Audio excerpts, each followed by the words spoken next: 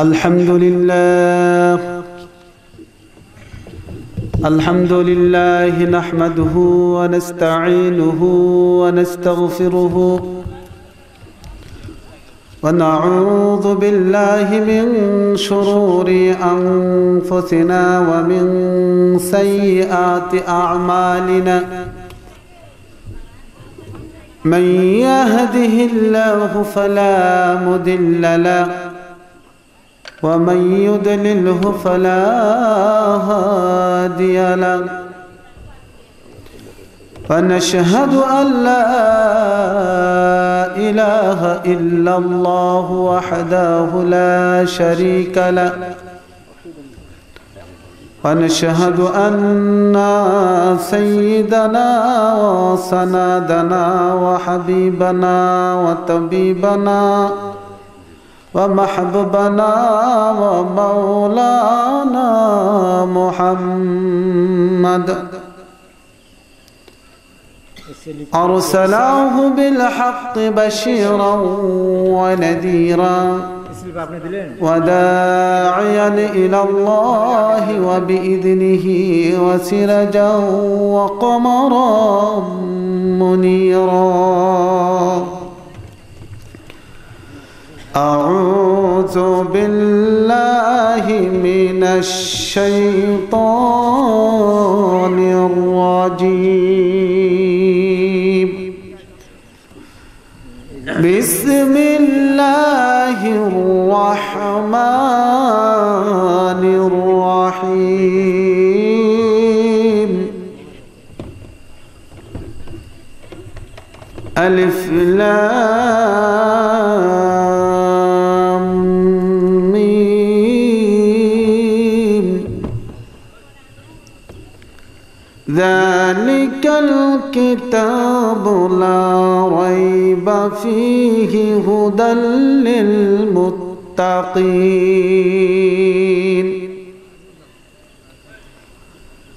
الذين يؤمنون بالغيب ويقيمون الصلاة ومما رزقناهم ينفقون والذين يؤمنون بما أنزل إليك وما أنزل من قبلك وبالآخرة هم يوقنون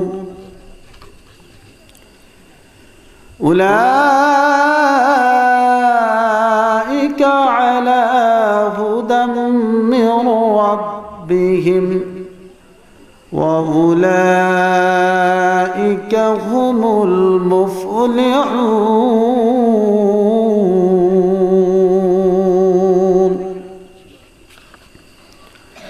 قال النبي صلى الله عليه وسلم عن عبد الله بن مسعود رضي الله تعالى عنه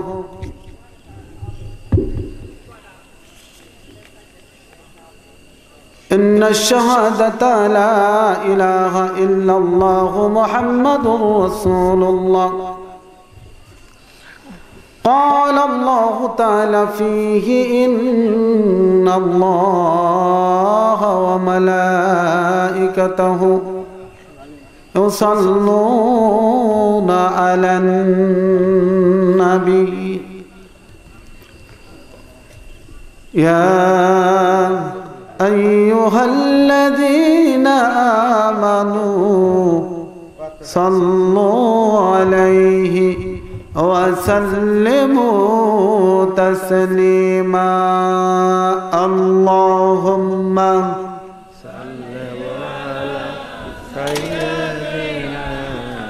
مولانا محمد وعلى آل سيدنا مولانا محمد اللهم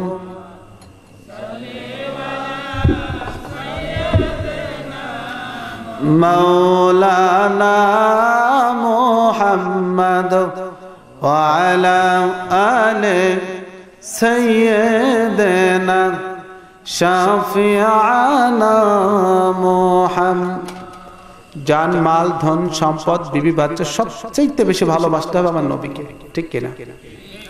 তো নবীকে যদি সবচেয়ে বেশি ভালোবাসতেই হয়, সে নবীর দুরুদের মধ্যে প্রেম ভালোবাসা থাকার প্রয়োজন আছে না নাই? মাওলানা মুহাম্মদ ওয়া আলা আলিহি محمد اللهم صل على مولانا محمد وعلى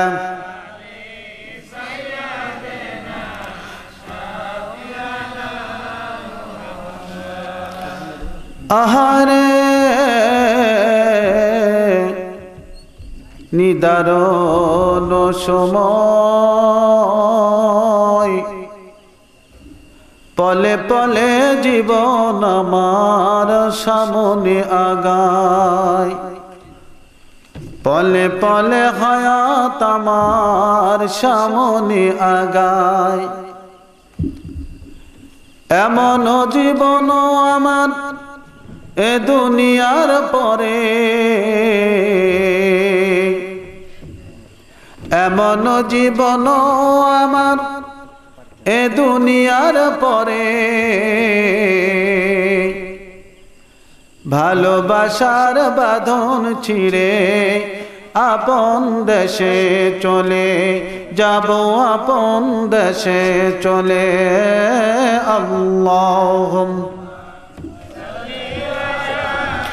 سيدنا مولانا محمد وعلى آل سيدنا مولانا محمد بلغ العلا بكماله كشفت الدجى بجماله حسنت جميع خصاله صلوا عليه يا कलर नबी मुस्तफा तरू के की बह कहते थे शब ही शाम या उम्मती बलगल उला बिक कशफत दुजा बिजमालिही हसनत जमीउ खसालिही सल्लु अलैहि व आलिही। अल्हम्दुलिल्लाह। পশ্চিম বাগনগর কাজীপাড়া জামাতে গুরুস্থান কর্তৃক আয়োজিত আজকের ওয়াজ মাহফিলের সম্মানিত সভাপতি সাহেব,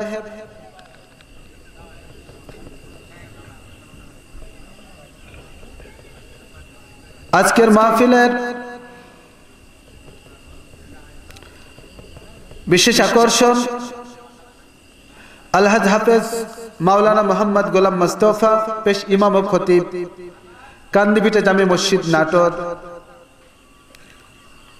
আরো বিশেষ বক্তা মোহাম্মদ আবুল কালাম আজাদ, পেশ ইমাম সড়কপুতিয়া। হাফেজ কারি মোহাম্মদ আব্দুল বারি আবদানপুর সহ অন্যান্য উলামা কেরাম, মঞ্চ উপবিষ্ট আমার শ্রদ্ধেয় এলাকার সবার নয়নের মণি, এলাকার উজ্জ্বল নক্ষত্র,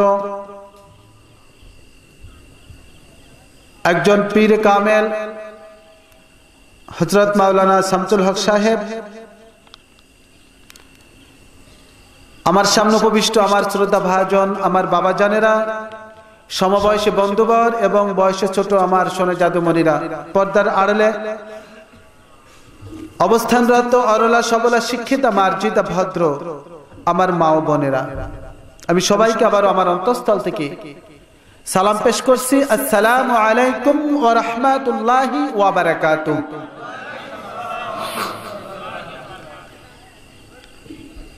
শুনতে শুকরে জ্ঞাপন করতেছি সে মহান মুলকের কর্তা মালিক, আসমান ও জমিনের মালিক, আপনার আমার হায়াত মৌত জিন্দেগির ভালো মন্দের মালিক, আজকে এখানে আসার বসার মতো তৌফিক দানকারী মালিক আমার আল্লাহ রাব্বুল আলামিনের দরবারে আমরা যারা এসেছি, আসতে পেরেছি এবং আলো আধারের ভিতর দিয়ে যত ভাই বোন আমরা যারা এই আওয়াজ শুনতেছি, আমরা প্রত্যেকে সে মহান এলাহি জাল্লা শানের দরবারে আমরা শুকর আদায় করি। সবাই একবার জোরে সোরে বলা যাবে কি আলহামদুলিল্লাহ রাব্বিল আলামিন। সমস্ত প্রশংসা সেই রব্বুল আলামিনের জন্য, যে রব সমস্ত আলামিনকে প্রতিপালন করছেন, প্রত্যেকটা আলামিনকে, প্রত্যেকটা মাখলুককে উনি সৃষ্টির জগতে সৃষ্টি করেছেন এবং লালন পালন করছেন। শুধু তাই নয়, যে আল্লাহ রাব্বুল আলামিন আপনাকে আমাকে আজকের এই মাহফিলের সম্মানিত ব্যক্তি, মুসলিম জাতি মিল্লাতের শ্রেষ্ঠ উম্মতে মুহাম্মাদি করে এখানে আসার বসার তৌফিক ও সুযোগ দান করে দিয়েছেন। এজন্য আমরা খুশি না বেজার, কম না বেশি? এজন্য আরেকবার শুকরিয়া আদায় করা যাবে কি আলহামদুলিল্লাহ। লাখো কোটি দুরুদ সালাম পেশ করছি বিশ্ব মানবতার মুক্তিযোদ্ধা সরদার আলম, অন্ধকার আলোর দেশের মানবতার মহান শিক্ষক, আদর্শের মহান প্রতীক, উম্মতের কান্ডার দুঃখের দিনের বন্ধু, কবরের সাথে মিজানের সাথে ফুলসিরাতের সাথে আপনার আমার প্রাণের চেয়ে প্রিয় অধিক নবী মুহাম্মদ রাসূলুল্লাহ সাল্লাল্লাহু আলাইহি সাল্লামের শানে দুরূদ ও সালাম তার আহলে বায়তের প্রতি দোয়া পেশ করে, দুরূদ পেশ করে আজকের আলোচনা শুরু করতে যাচ্ছি। আল্লাহ সুবহানাহু ওয়া তাআলা যেন এই আমলগুলো, আলোচনাগুলো আমি বক্তা ব্যক্তি জীবনে আমল করে, আপনারা যারা শ্রোতা আছেন আমরা সবাই আমল করে আল্লাহ রাসূলের প্রিয় পাত্র হয়ে যেন কবরে যেতে পারি। আল্লাহ আমাদের সবাইকে সে তৌফিক এনায়েত করুন। আমরা সবাই বলি আমিন। ভাই দোস্ত বুজুর্গানে দিন, আজকের যে আলোচনার বিষয় আপনারা সবাই জানেন যে আমরা এখানে এসেছি, প্রথম তো উদ্দেশ্য হলো আল্লাহ রাসূলের প্রশংসা করা এবং শোনার জন্য, ঠিক কিনা? নাকি অন্য কোন উদ্দেশ্যে আসছি? যদি কেউ অন্য উদ্দেশ্যে এসে থাকি তাহলে এখান থেকে চলে যান, আপনার কোনো বরকত বা ফায়দা হবে না। ঠিক। তারপরের উদ্দেশ্য হলো যে এই এলাকাবাসীর প্রাণের চাওয়া, মনের চাওয়া, যার আয়োজন, যাকে কেন্দ্র করে আয়োজন, সেটা হলো আপনার আমার আসল বাড়ি, আমার আসল ঠিকানা, কবর বাড়ির স্থান তৈরি করে সেটা ডেভেলপ করা, উন্নতি করা, কবরস্থানকে সুন্দর করার উদ্দেশ্যে আজকের মাহফিলের আয়োজন, ঠিক কিনা? কারণ পৃথিবীতে যত দামি বাড়ি বানাই, যত অট্টালিকায় বানাই, আর যত দামি পাথর, যত দামি রং লাগাই, যত দামি টাইলস লাগাই, যত দামি থাই লাগাই না করে, সেখানে চিরস্থায়ী থাকতে কেউ থাকতে পারবো? বাড়িতে, আপনার বাড়িতে আপনি চিরদিন থাকবেন, কোনোদিন বাহির হবেন না। কে আছেন এরকম? একজন হাত তুলে দেখান তো আমাকে যে আমি আছি, কোনোদিন বাহির হব না, এমন কেউ আছে? না বাবা, কেউ নাই, কারো সাধ্য নাই কথা বলা। কুল্লু নাফসিন যায়িকাতুল মাউত। তুমি কোরআনের সমস্ত আয়াতকে অস্বীকার করলে, কোন আয়াতকে তোমার প্রয়োজন মনে করলে না, কোন আয়াতের গোলামি করা তুমি ধারণা করলে না, কোরআনকে তোমার জীবনের অংশীদার করলে না, কোরআনের মাসলা মাসাইল জানলে না, নামাজ পড়লে না, ওযু গোসল করলে না। ও মুসলমান, মন গড়া মতো যখন যা চাইলো তাই করলাম, আমার প্রভুকে তুমি ভুলে গেলা। কিন্তু মনের সমস্ত আয়াত, সমস্ত কোরআনের আয়াতকে তুমি অস্বীকার করতে পারো, অবহেলা করতে পারো, কিন্তু একটি আয়াতকে অস্বীকার করার, অবহেলা করার মতো ক্ষমতা দুনিয়ার বুকে কারো নাই। ঠিক সে আয়াতটি আল্লাহ রাব্বুল আলামিন লুকিয়ে রাখেন নাই, জানিয়ে দিয়েছেন বান্দাদের সামনে, আমার বান্দারা তুমি যে অবস্থানে থাকো, যেখানেই থাকো, তুমি প্রেসিডেন্ট হও, প্রধানমন্ত্রী হও, হোম মিনিস্টার হও, পররাষ্ট্রমন্ত্রী হও, স্বরাষ্ট্রমন্ত্রী হও, ব্যবসা মন্ত্রী হও, যে কোনো মন্ত্রী হও, এমপি হও, চেয়ারম্যান হও, মাতবার হও, নেতা হও, মাওলানা হও, মুন্সি হও, কোরআনে হাফেজ হও, আর যত বড় কেয়ারটেকার হও, যত বড় মাস্তান মাতবর হও, যত বড় অপরাধী হও, যত বড় ভালো মানুষ হও, তোমাদের সবার জন্য আমি আল্লাহ তাআলা, জীবন নিয়ে যে ব্যক্তি একবার জন্মগ্রহণ করেছো, তোমার জন্য আমি আল্লাহ এই আয়াতটা সবার জন্য সমান করে বরাদ্দ করে দিয়েছি। এখানে কমও দেওয়া হবে না, বেশিও দেওয়া হবে না। প্রত্যেকটা আমলের জন্য নাকি কম বেশি আছে, আয়াতের মর্যাদার প্রাপ্ত ফল কম বেশি আছে, কিন্তু একটা আয়াত আছে, এই আয়াতের প্রতিফল কাউকে কম দেওয়া হবে না, বেশিও দেওয়া হবে না। সে আয়াতটি হলো আউযু বিল্লাহি মিনাশ শাইতানির রাজিম, বিসমিল্লাহির রহমানির রহিম, কুল্লু নাফসিন যায়িকাতুল মাউত।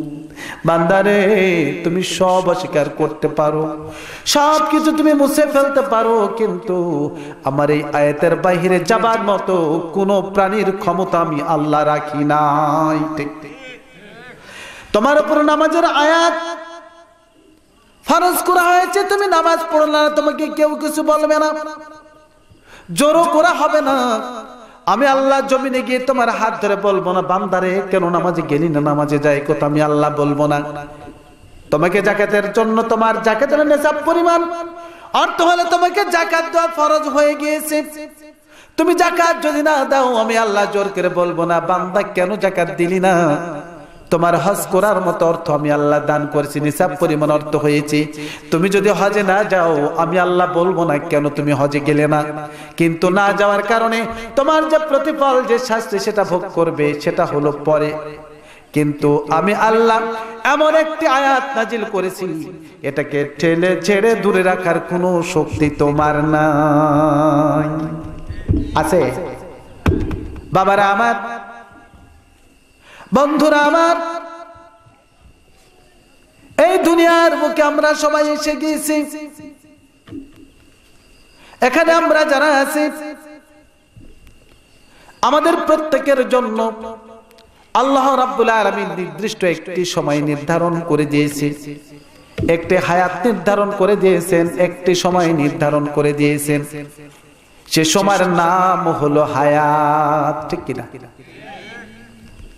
দেখা যায় কত শিশু জমিনের বুকে এসে মায়ের পেট থেকে ভূমিষ্ঠ হওয়ার সঙ্গে সঙ্গে আ করে চিৎকার দেওয়ার সুযোগ হয় না। এমন কোন শিশু আছে যা মায়ের পেট থেকে ভূমিষ্ঠ হওয়ার পরেও চোখ মেলে দুনিয়ার আলো দেখা ভাগ্যে জুটে না, আছে না নাই? আবার এমনও শিশু আছে মায়ের পেট থেকে ভূমিষ্ঠ হওয়ার পরে 1 মাস, 2 মাস, 1 সপ্তাহ, 2 দিন, 3 দিন, 1 বছর, 2 বছর, 6 বছর, 5 বছর, 7 বছর, 8 বছর, 10 বছর, 15 বছর, 20 বছর বাবা মা বেঁচে আছে, সন্তান দুনিয়ার বুকে নাই, চিরতরে বিদায় নিয়ে চলে গেছে, আছে না নাই? আমার বাবারা, যে জগতে, যে ঘরে আমার দাদা চলে গিয়েছে, আমার বাবা গিয়েছে, আমার মা গিয়েছে, আমি আছি, আমার সন্তান গিয়েছে, বলেন তো ওই ঘরে কে যাব না? না যাওয়ার মতো শক্তি কারো আছে না নাই? নাই, যেতে হবে, যেতে হবে। ওই ঘরের উন্নতির জন্য, ওই জায়গার উন্নতির জন্য আজকের মাহফিল।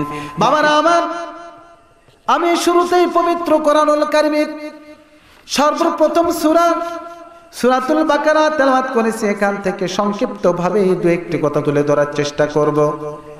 আউযু বিল্লাহি মিনাশ শাইতানির রাজিম, বিসমিল্লাহির রহমানির রহিম, আলিফ লাম মিম।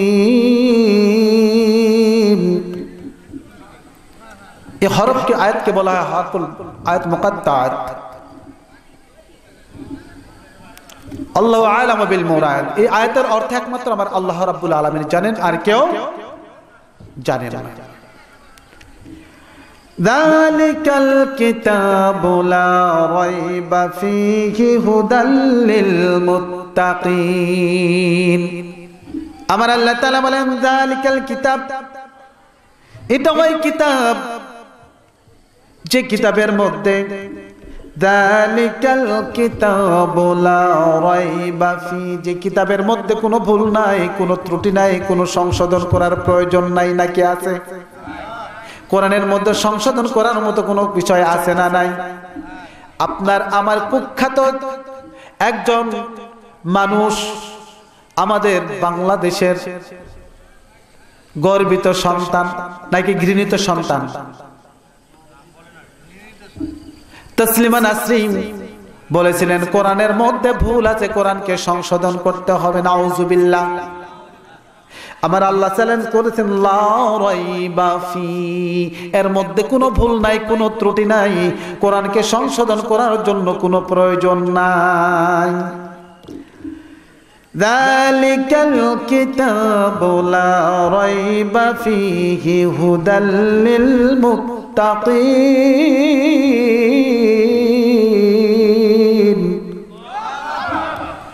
আমার আল্লাহ তাআলা বলেন ইহা সেই কিতাব যে কিতাবের মধ্যে কোনো ভুল নাই, ইহা সেই কিতাব যে কিতাবের কথা আমি পূর্ববর্তী কিতাবগুলোতে বর্ণনা করেছিলাম, তাওরাত, ইনজিল, জাবুর সহ প্রত্যেকটি কিতাবের মধ্যে এই কোরআনের কথা আমি আল্লাহ আগেই জানিয়ে দিয়েছিলাম। সেই কিতাব হলো এই কিতাব। সুবহানাল্লাহ বলবেন না?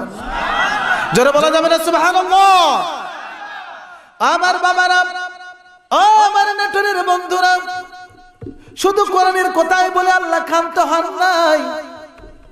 এই কোরআনের কথা বলতে গিয়ে আমার আল্লাহ হযরত মুসা আলাইহিস সালামের উপর নাজিলকৃত তাওরাতের মধ্যে আপনার আমার ব্যাপারেও আমার আল্লাহ আলোচনা করেছেন। সুবহানাল্লাহ। আমার আল্লাহ শুধু কোরআনের কথা আলোচনা করেন নাই, কোরআনের সাথে সাথে কোরআন যার উপর নাজিল হবেন সে হলেন আপনার আমার প্রাণের প্রিয় নবী মুহাম্মদুর রাসূলুল্লাহ সাল্লাল্লাহু আলাইহি ওয়াসাল্লামের কথা আমার আল্লাহ তাআলা তাওরাত ইনজিলের মধ্যে বর্ণনা করেছিলেন। ও আমার নবী মুসা, আমার আখিরি নবী, আমার নবী মুহাম্মদুর রাসূলুল্লাহ সাল্লাল্লাহু আলাইহি ওয়াসাল্লাম জমিনের বুকে আসবেন, ওনার চরিত্র হবে এমন, কথা হবে এমন, চেহারা হবে এমন, সবকিছু বর্ণনা করে দিয়েছিলেন। বর্ণনা করে শুধু ক্ষান্ত হন নাই, মুসা আলাইহিস সালামকে জানিয়ে দিয়েছিলেন ও আমার মুসা নবী, ঈসা নবী, শুধু তাই নয় আমার নবীর উম্মত গুলো এরকম হবে। কেমন হবে? আমার আল্লাহ বলে দিয়েছিলেন ও আমার মুসা, আমার নবী হাবিব মুহাম্মদুর রাসূলুল্লাহ সাল্লাল্লাহু আলাইহি ওয়াসাল্লামের উম্মত গুলো হবে খাটো, তারা তোমার উম্মতের বড় লম্বা হবে না, তারা হবে বেশি মোটাও হবে না, তারা অল্প সময় আয়ু পাবে, মাত্র 50, 60, 70, 80, 90 বছর, সর্বোচ্চ 100 বছর হায়াত পাবে। কিন্তু কি আসল বিষয় হলো কিয়ামতের ময়দান যখন কায়েম হয়ে যাবে, হাসর যখন কায়েম হয়ে যাবে, আউযু বিল্লাহি মিনাশ শাইতানির রাজিম, বিসমিল্লাহির রাহমানির الرحيم إذا السماء انفطرت وإذا الكواكب انتثرت وإذا البحار فجرت وإذا القبور بعثرت।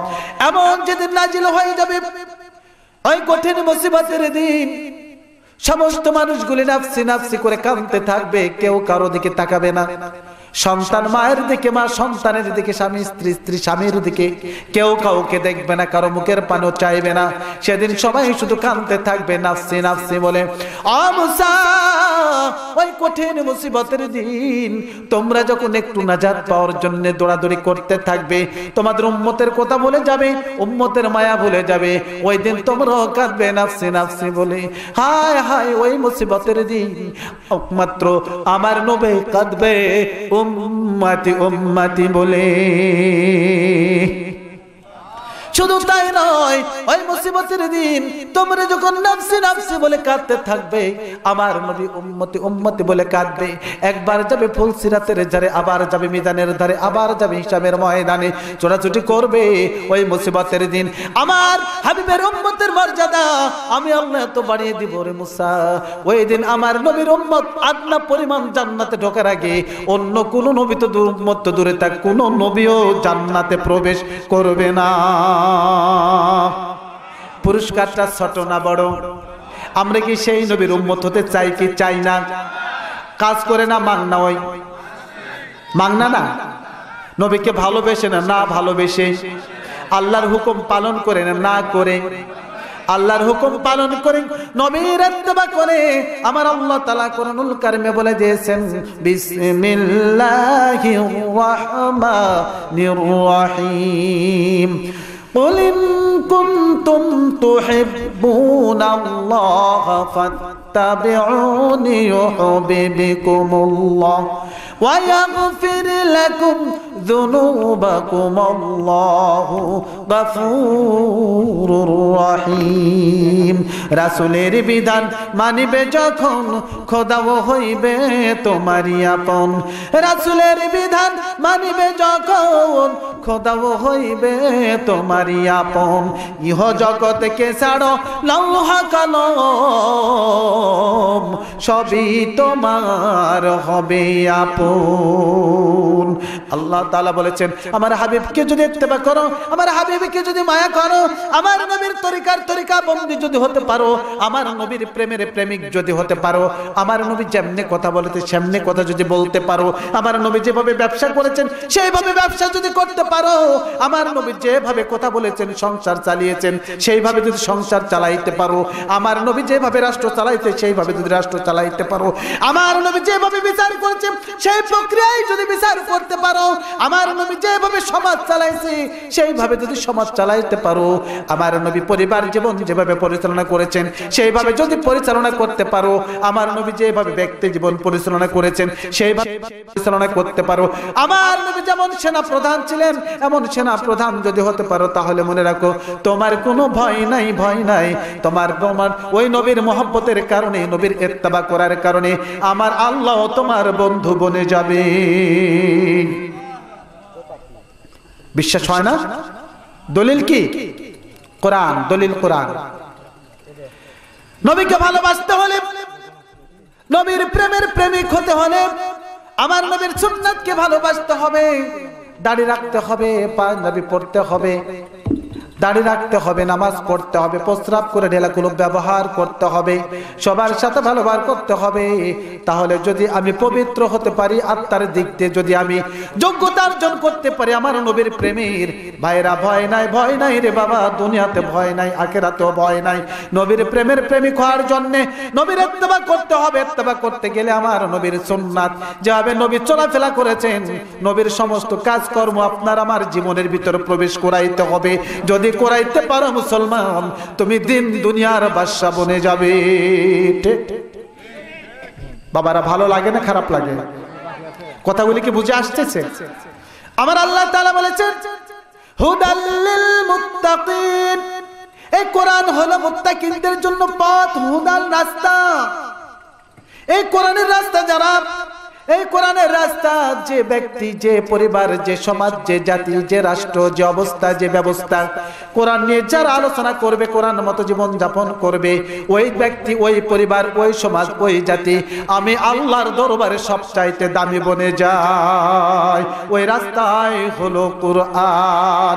কোরআন মানুষকে দেখিয়ে দিবি কিভাবে তুমি সংসার পরিচালনা করবে, কিভাবে ব্যক্তি জীবন পরিচালনা করবে, কিভাবে তুমি পরিবার পরিচালনা করবে, কিভাবে সমাজ পরিচালনা পরিচালনা করবে, রাষ্ট্রপতি কিভাবে রাষ্ট্র চালাবে, সেনাপতি কিভাবে সেনা চালনা করবে, সমাজপতি কিভাবে সমাজ চালাবে, ব্যবসায়ী কিভাবে ব্যবসা পরিচালনা করবে, মাপে কম দেবে না বেশি দেবে, সবকিছু আমার আল্লাহ তাআলা কোরআন দিয়ে আমাদেরকে বুঝিয়ে দিয়েছেন।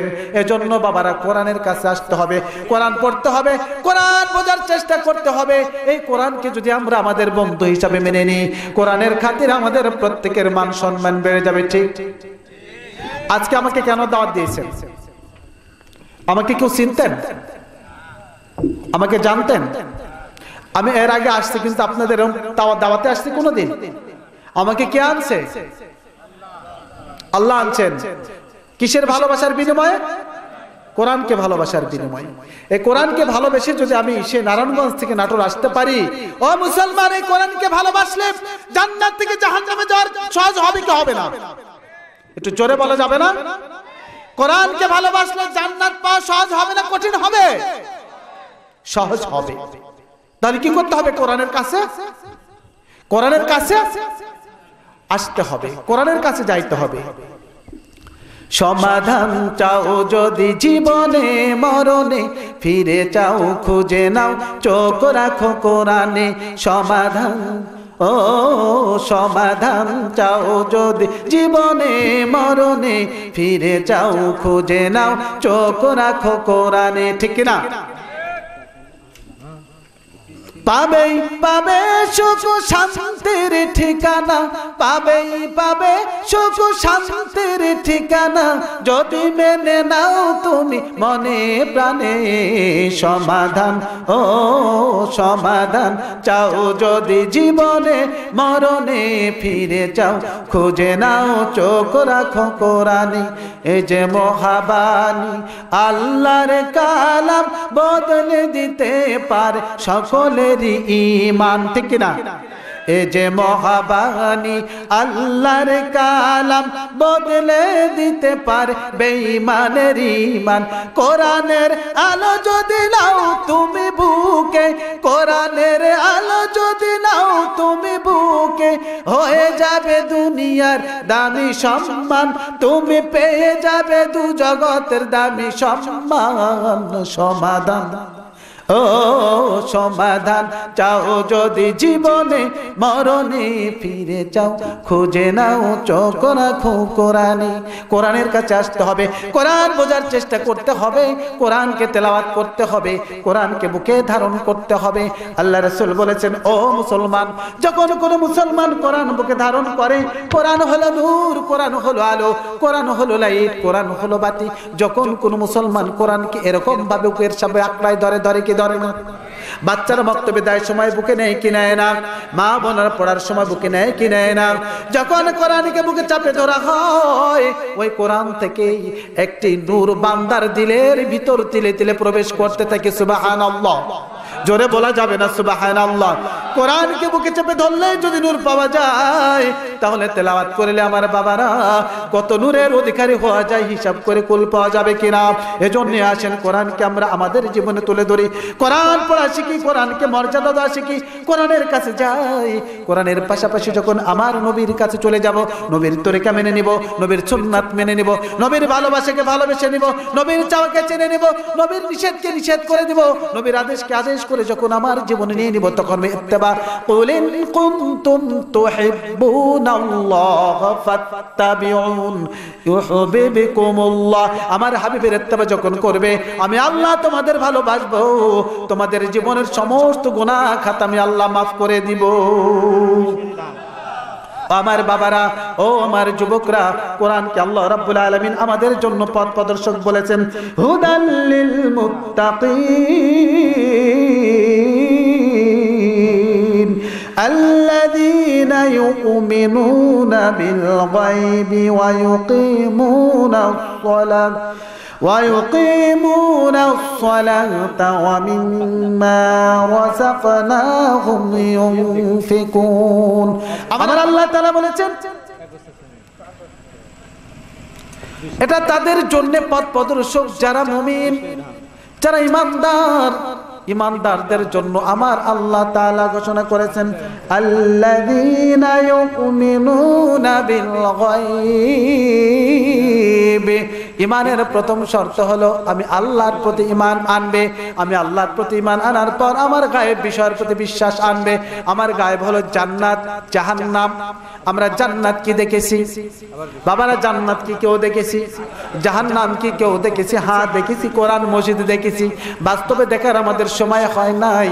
বাস্তবে দেখার সময় হলো যখন কুল্লু নাফসিন যায়িকাতুল মাউত অর্জন করে যখন দুনিয়া ধরাধাম ছেড়ে আমার বড়ি যখন কবরে চলে যাবে, আমার রূহ যখন চলে যাবে, তখন আমার জন্য সুযোগ হয়ে যাবে জান্নাত অথবা জাহান্নাম। ঠিক আমার আমলের উপর নির্ভর করবে। ও আমার বাবারা, ও আমার নাটোরের বাবারা, ধৈর্য হারা হবেন না। আমি আলোচনা শেষ পর্যায়ে নিয়ে আসছি। আমি আলোচনা আজকে আমি সময় আলোচনা করে থাকি। আমার আলোচনার মধ্যে শেষ পর্যায়ে আপনাদের জন্য ছোট্ট একটি আলোচনা আছে, সেটা হলো ওয়াজ দেখে যাবেন ইনশাআল্লাহ। আমি এর আগে দেখাইছিলাম, আজকে ওয়াজ দেখাবো ইনশাআল্লাহ। দেখবেন সবাই? ওয়াজ দেখতে চান ইনশাআল্লাহ? সারা জীবন ওয়াজ শুনলেন, কোনোদিন তো দেখেন না, এটা আবার কেমনে দেখবো প্রশ্ন আসতে পারেন। আমার বাবার আরে আমার আল্লাহ তাআলা কোরআনের কারিমের ভিতরে যতগুলি কথা বলেছেন প্রত্যেকটা কথা সত্য না মিথ্যা? প্রত্যেকটা কথা সত্য। আমি সেদিকে পরে আসছি। আমার আল্লাহ বলেছেন যারা আমি আল্লাহর প্রতি ঈমান আনলো গায়ব বিষয়ের প্রতি, আমরা জান্নাত দেখি নাই, জাহান্নাম দেখি নাই। আমার আল্লাহ বলে দিয়েছেন কোরআনুল কারীম আরেক জায়গায় বিসমিল্লাহির রাহমানির রহিম ইন্নাল্লাযীনা কাফারু মিন আহলিল কিতাবি ওয়াল মুশরিকিনা ফী নারি জাহান্নাম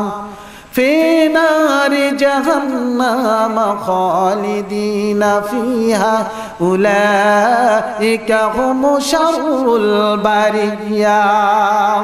আল্লাহ তাআলা বলেন যারা জমিনের বুকে ইন্নাল্লাযীনা কাফারু, যারা কুফরি করলো, যারা খারাপ কাজ করলো, আল্লাহর আদেশ মানলো না, হুকুম মেনে নিল না, আল্লাহর বিধানকে নিজের জীবনের বিধান হিসাবে মেনে নিল না, আমার আল্লাহ তাআলা বলেন ও দুনিয়ার মানুষেরা তোমরা চিরকাল জাহান্নামের আগুনে জ্বলবে। উলাইকা হুম শাররুল বারিয়া, তোমরা সৃষ্টির মধ্যে সবচাইতে নিকৃষ্ট প্রাণী হলো মানুষ। কারা? মানুষ। আমার আল্লাহ বলেছেন আল্লাযীনা ইউমিনুনা বিল গায়বি ওয়া ইউকিমুনাস সালাতা ওয়া মিম্মা রাযাকনাহুম ইউনফিকুন। আল্লাহ তাআলা বলেছেন ঈমানদারদের বৈশিষ্ট্য আমি আল্লাহ কয়েক জায়গায় বলে দিয়েছি, তার মধ্যে এখানে বলে দিয়েছেন ইন্নাল্লাযীনা ইউমিনুনা বিল গায়ব ওয়া ইউকিমুনাস সালাত। প্রথম শর্ত আল্লাহর প্রতি ঈমান আনার পরে প্রথম কাজ হলো আল্লাহর গায়েব বিষয়ের প্রতি ঈমান আনা। জান্নাত, জাহান্নাম, দুজক, হালাল হারাম মধ্যে দিয়ে যেটা অর্জন করা হবে, কবরে যাওয়ার পরে শাস্তি এবং সুখ, সেগুলো বিশ্বাস করা। ফেরেশতা বিশ্বাস করা। ফেরেশতা আমরা দেখি নাই, আমাদের নবীকেও আমরা দেখি নাই, জান্নাত দেখি নাই, জাহান্নামও দেখি নাই। এগুলোকে না দেখে বিশ্বাস করার নাম হলো ঈমান। এটার নাম কি? এজন্য আল্লাহ তাআলা বলেছেন যারা আমি আল্লাহর প্রতি ঈমান আনলো এবং বিল গায়বের প্রতি ঈমান আনলো, তারপরে বলছেন আল্লাযীনা ইউমিনুনা বিল গায়বি ওয়া ইউকিমুনাস সালাত। 3 নম্বরে হলো তাদের আমি আল্লাহ যে রিজিক দান করেছি, তাদেরকে আমি আল্লাহ যে রিজিক দান করেছি, যে ব্যবসা বাণিজ্য, চাকরি নকরি, ফল ফসল দান করে দিলাম, সেখান থেকে উত্তম কোনো কিছু আমি আল্লাহর রাস্তায় তারা ব্যয় করবে। কি করবে? 3 নাম্বার শর্ত হলো তারা আমি আল্লাহর সালাত কায়েম করবে, নামাজ আদায় করবে, আল্লাহর প্রতি ঈমান আনার পর তারপরের কাজ হলো আখিরাতের প্রতি বিল গায়বের প্রতি ঈমান আনা, বিশ্বাস করা। তারপরের কাজ হলো আমি আল্লাহ তাদের প্রতি যে হুকুম দান করেছি আকিমুস সালাত, 5 ওয়াক্ত নামাজ প্রতিষ্ঠা করার জন্য প্রত্যেকটা মুসলমানের প্রতি আমি আল্লাহ ফরজ করে দিয়েছি। বাবা বলেন তো নামাজ কার হক? নামাজ কার হক? জোরে বলেন নামাজ কার হক? নামাজ আল্লাহর হক। নামাজ কার হক? হক দুইটা, হকুল্লাহ, হকুল ইবাদ। একটা হক হলো আল্লাহর, আরেকটা হক হলো বান্দার। আমার বাবারা গো, আল্লাহর হক আদায় করতে হবে, বান্দার হক আদায় করতে হবে। আপনার আমার মাধ্যমে আমরা আশরাফুল মাখলুকাত, আল্লাহ এর জন্য সৃষ্টির শ্রেষ্ঠ জাতি বানিয়ে দিয়েছেন। আমাদের কাজ হলো আমার আল্লাহর হুকুম পালন করা এবং আত্মীয়স্বজন, ভাই ভাতিজা, মা বাবা, ভাই বোন প্রত্যেকের সাথে ভালো ব্যবহার করা, বন্ধু বান্ধব সবার সাথে ভালো ব্যবহার করতে হবে। দুই পক্ষের হক যখন আদায় করতে পারবো তখন আমরা হয়ে যাব প্রকৃত ইমানদার মুমিন। আল্লাহ বলে দিয়েছেন والذين يؤمنون بالغيب ويقيمون الصلاة। আমার বান্দাদের কাজ হলো 5 ওয়াক্ত নামাজ আদায় করা। মসজিদে যখন আযান পড়বে আল্লাহু আকবার, আল্লাহু আকবার, আল্লাহ বড়, আল্লাহ বড়, মিনারে যখন মুয়াজ্জিন আযান দেয় আশহাদু আল্লা ইলাহা ইল্লাল্লাহ, আল্লাহ ছাড়া কোনো মাবুদ নাই, সাক্ষ্য দিচ্ছে আযানের বলি। এগুলি শোনার সঙ্গে সঙ্গে শেষে বলা হয় আসসালাতু খায়রুম মিনান নাওম।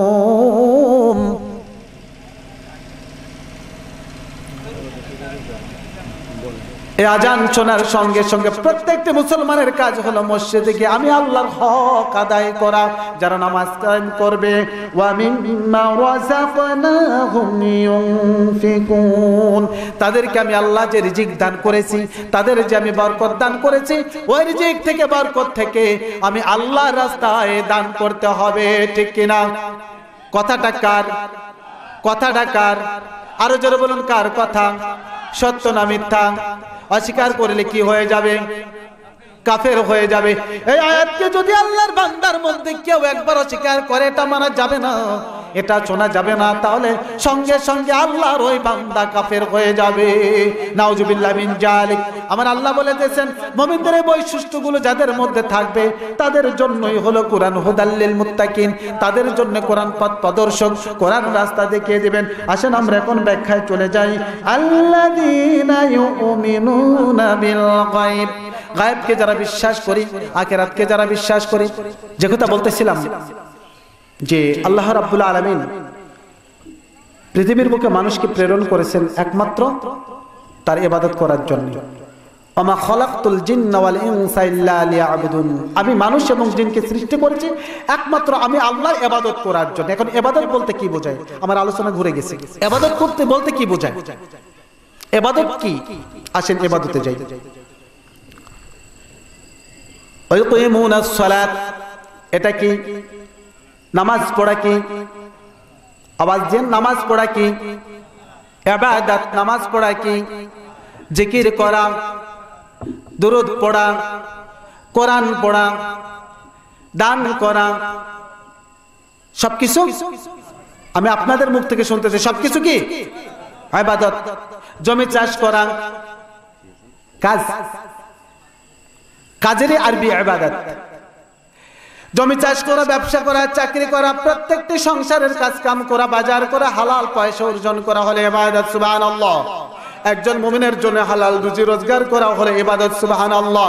একটা মুসলমানের ঘুমায় ইবাদত, একটা মুসলমানের বসে থাকে ইবাদত, একটা মুসলমান হাঁটে সেটা ইবাদত, একটা মুসলমান জমি চাষ করে সেটা ইবাদত, একটা মুসলমান ক্ষেত নিড়ায় সেটা ইবাদত, একটা মুসলমান ব্যবসা করে সেটা ইবাদত, একটা মুসলমান জিকির করে যেমন ইবাদত, একটা মুসলমান মাছ চাষ করে যেমন ইবাদত, একটা মুসলমান কোরআন তেলাওয়াত করে যেমন ইবাদত, একটা মুসলমান দুনিয়ার কাজের জন্য, কল্যাণের জন্য কথা বলাও তেমনই ইবাদত।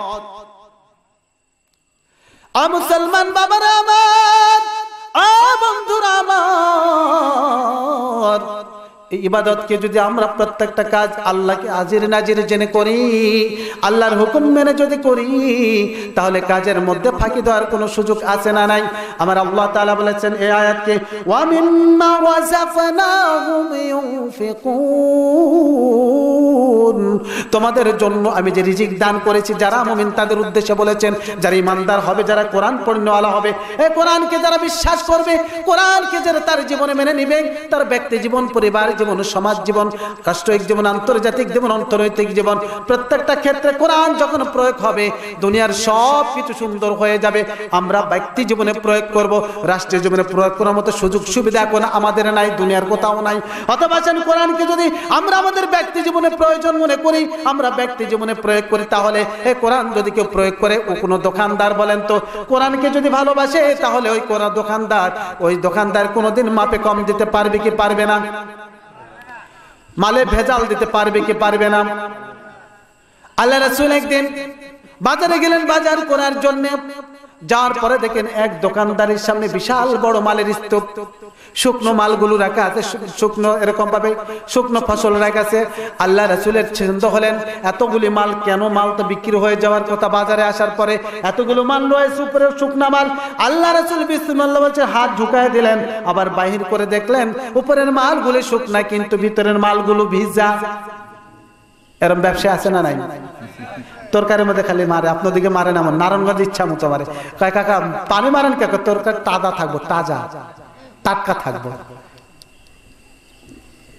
গরু জবাই করে বালতির মধ্যে চুবাইতে হয়, এলাকায় আছে না নাই? নারায়ণগঞ্জে আছে, বড় বালতির মধ্যে চুবাইতে হয়। বললাম ভাই গোস্ত গরুর রান্না বালতির মধ্যে কাকা পরিষ্কার করি। আসলে কি পরিষ্কার? না না। একটা গরু জবাই করলে মিনিমাম 20 কেজি পানি বিক্রি করার টাকা পেতো। নাউজুবিল্লাহ মিন যালিক। ওই 20 কেজি গোস্তের দাম হালাল না হারাম? হারাম। ওই 20 কেজির টাকা দিয়ে তার পুরা গোস্ত কি হালাল হলো না হারাম হলো? পুরো ব্যবসাটাই হারাম হয়ে গিয়েছে। ওই ব্যক্তি যদি কোনো মানুষের ফু দেয় তাহলে কি ফু কাজে লাগবে? সে তো মিথ্যাবাদী, প্রতারক, সে কোরআনের কাছে আসে নাই, কোরআন বুঝে না, কোরআনকে মহব্বত করেন, আমার আল্লাহকে মহব্বত করেন, এই জন্য সে পারছে। আউযু বিল্লাহি মিনাশ শাইতানির রাজীম। বিসমিল্লাহির রাহমানির রাহিম। ইয়া أيها الذين آمنوا اتقوا الله حق تقاته ولا تموتن إلا وأنتم مسلمون। আল্লাহ তাআলা ডাক দিয়ে বলেন, রে আমার ইমানদারের গোষ্ঠীরা, তোমরা আল্লাহকে ভয় করো। আল্লাহকে ভয় করে যেমন ভয় করা উচিত, কেমন ভয় করা উচিত? যেমন ভয় করেছিলেন আমার ইব্রাহিম, ওরকম ভাবে আল্লাহকে ভয় করো। যেমন ভয় করেছিলেন আমার মুসা, ওরকম ভাবে আল্লাহকে ভয় করো। যেমন ভাবে ভয় করেছিলেন ঈসা, ওরকম ভাবে ভয় করো। যেমন ভাবে ভয় করেছিলেন জাকারিয়া, এমন ভয় করো, এমন ভালোবাসা, এমন মহব্বত করো। আল্লাহকে এমন ভয় করো, আল্লাহকে হারানোর ভয় করো, আল্লাহর প্রেম থেকে বঞ্চিত আর ভয় করো। আল্লাহর গজবের ভয় করো না, আল্লাহর গজব এমনিতে আসবে, ঠিক কিনা? আল্লাহর হুকুম না মানলে আল্লাহর গজব আসবে কি আসবে না? আসে না? আসে। সামনে অপেক্ষা করতেছে বাংলাদেশের জন্য। কেন অপেক্ষা করতেছে?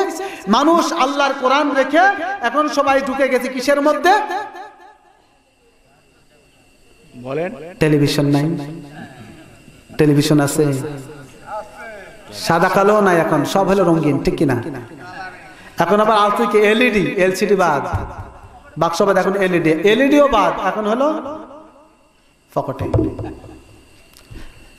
ছোটকালে দেখতাম সকালবেলা মা বোনের ঘুম থেকে উঠে কোরআন তেলাওয়াত করতেন। চাচা, খালু, কাকা, মামারা কোরআন তেলাওয়াত করে লাঙ্গলে জল কান দিলে মাঠে যেতেন, ঠিক কিনা? আর এখন সেটা নাই।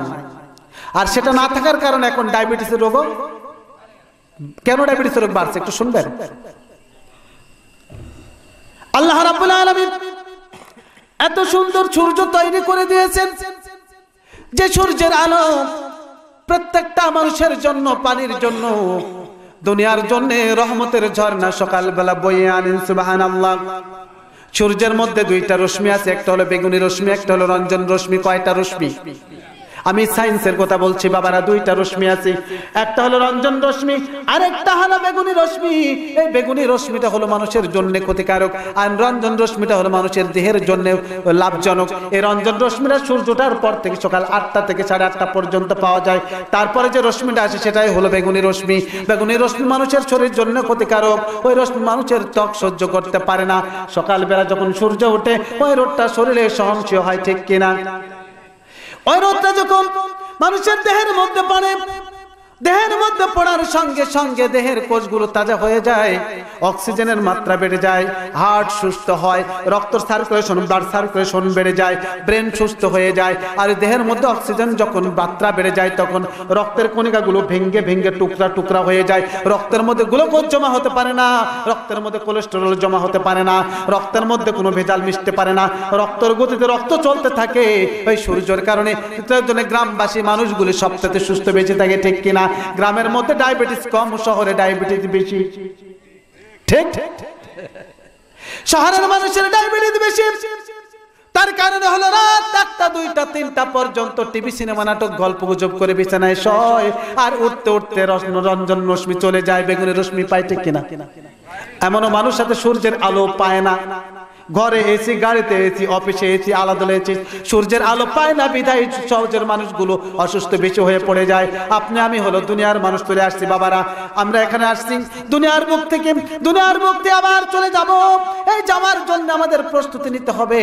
প্রস্তুতি নেওয়ার জন্য আল্লাহ তাআলা আমাদেরকে সময় করে দিয়েছেন। এই সময়ের মধ্যে যেহেতু চলে যাব, এই যাওয়ার জন্য আমাদের জন্য একটি কবর তৈরি হয়ে আছে, কবরের ঘরে আমাদের যেতে হবে। আসেন কবরের দিকে একটু তাকাই, কবরে যাওয়ার জন্য কত রকম উচিলা থাকতে পারে। আলোচনা এলোমেলো হয়ে যাচ্ছে আজকে, এখন মানুষ কম, রাত্র গভীর, আমি খুব তাড়াতাড়ি শেষ করে দেব ইনশাআল্লাহ। আমি একটু সত্য ঘটনা বলবো, আপনারা শুনবেন। বাবারা আমার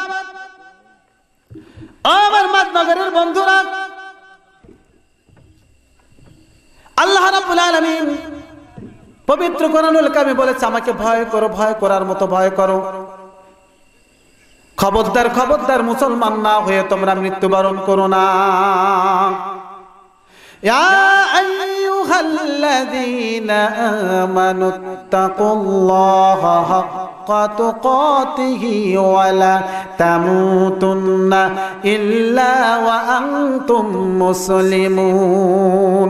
ও আমার ঈমানদার বান্দারা, আমি আল্লাহকে ভয় করো, ভয় করার মতো ভয় করো, এমন ভয় করো।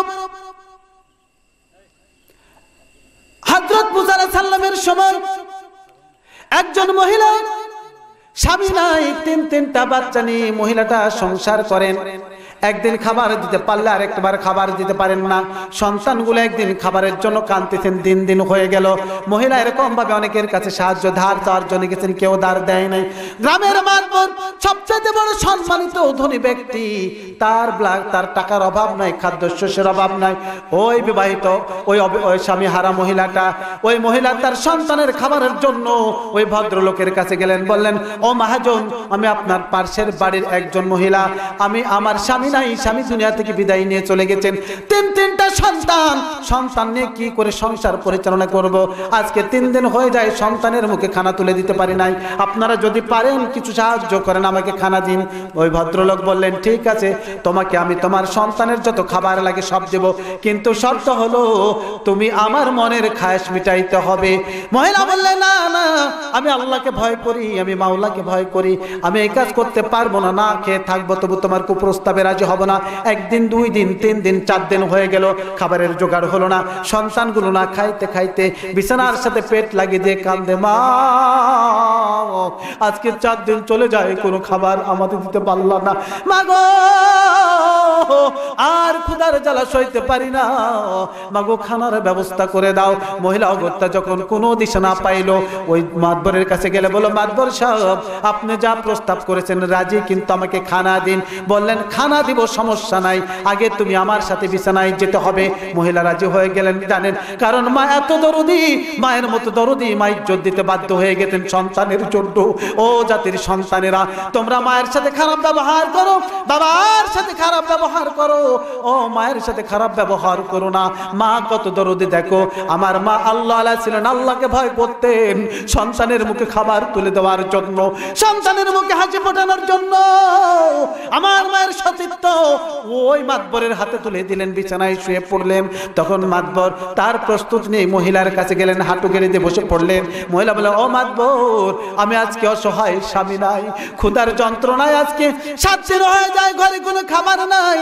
আমার মেয়েদের মুখে 4 দিন হয়ে যায় কোনো খাবার দিতে পারি নাই। 3 দিন আমি না খেয়ে সন্তানদের খাওয়াইছি, আর 4 দিন হলো আমিও খাই নাই, আমার মেয়েরও খায় নাই। 7 দিনের বুকে একজন মহিলা। তুমি আল্লাহকে ভয় করো, তোমাকে আল্লাহ সম্মান দিয়েছে, ইজ্জত দিয়েছে, টাকা দিয়েছে। আমি আল্লাহকে ভয় করি, কিন্তু আমার সন্তানের মুখে একটু হাসি ফোটানোর জন্য তোমার প্রস্তাবে আমি রাজি হয়ে গিয়েছি। তোমার মনে কি একটু আল্লাহর ভয় হয় না? এই কথা শোনার সঙ্গে সঙ্গে ওই মাতবর আল্লাহু আকবার বলে চিৎকার দিয়ে বলল, না না না, আমার পক্ষে আর সম্ভব নয়। ও আমার বোন, তুমি উঠে পড়ো, আমি যা করেছি ভুল করেছি, অন্যায় করেছি। সিজদায় পড়ে কান্দে, আল্লাহ আমার মতো না খান্দা গুনাহগার জমিনের মুখে মনে আর নাই। রাব্বুল আলামিন ক্ষমা চাই, মাফ চাই গো প্রভু, ক্ষমা করে দাও। আমি জানি তোমার ভান্ডারে দয়ার অভাব নাই, রহমতের অভাব নাই। প্রভু গো, আমি যত বড় গুনাহ করেছি, তোমার দয়ার ভান্ডার তার চাইতেও বড়। রাব্বুল আলামিন আর করো না, না করো না, মাফ করে দাও তোমার বান্দাকে। আল্লাহর বান্দা সিজদা থেকে উঠে পড়লেন, উঠে বললেন, ও আমার বোন, দেরি করো না, যাও যাও। চাকরকে হুকুম দিল, আমার বোনকে সসম্মানে তার বাড়িতে পৌঁছে দাও।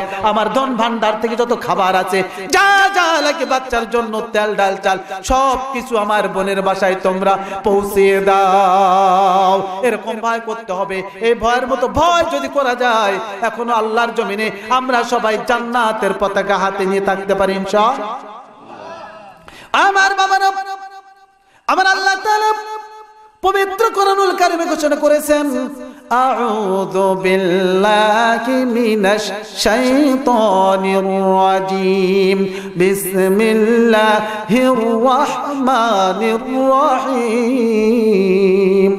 ওয়া ক্বাদা রাব্বুকা আল্লা তা'বুদু ইল্লা ইয়্যাহু ওয়া বিল ওয়ালিদাইনি ইহসানা। ও আমার বান্দারা, আমি আল্লাহর গোলামি করো, আমি আল্লাহর ইবাদত করো, আর দুনিয়ার বুকে কারো গোলামি করো না। অন্য কারো ইবাদত করবে না, অন্য কাউকে ইলাহ বলে মেনে নিবে না। আর তোমাদের যাদের পিতামাতা জমিনের বুকে বেঁচে আছে, পিতামাতার সাথে সৎ ব্যবহার করো, তাদের খেদমত করো, তাদেরকে ভালোবাসো, তাদের মহব্বত যদি করো, তাহলে আমি আল্লাহ তোমাদের প্রতি রাজি খুশি হয়ে যাব। এজন্য মা বাবার খেদমত করতে হবে, আল্লাহর ইত্তেবা করতে হবে, আমার রাসূলের ইত্তেবা করতে হবে, আল্লাহর ইবাদত, নবীজির মহব্বত, পিতামাতার খেদমত। এই 3টা জিনিস যদি কোনো যুবকের মধ্যে, কোনো মানুষের মধ্যে থাকে, আমার আল্লাহ তাকে দলি না বানাইয়া, ওলি না বানাইয়া, তার বন্ধু না বানাইয়া কবরের ঘরে নিবেন না। ঠিক কি কি বলছি বলেন তো? আল্লাহর বলেন, বলেন আল্লাহর ইবাদত, আল্লাহর নবীজির মহব্বত, বলেন আল্লাহর ইবাদত, নবীজির মহব্বত, পিতামাতার খেদমত। কয়টা সবক? 1 নম্বরে আল্লাহর ইবাদত, আল্লাহর। 2 নম্বরে নবীজির মহব্বত, নবীজির। 3 নম্বরে পিতামাতার খেদমত। এই 3টা কাজ যদি কোনো মুসলমান করতে পারো, দিন দুনিয়ার বাদশা তুমি বনে যাবে। আজকে পিতামাতার অনেক তাওয়াজ করে শেষ করে দেব।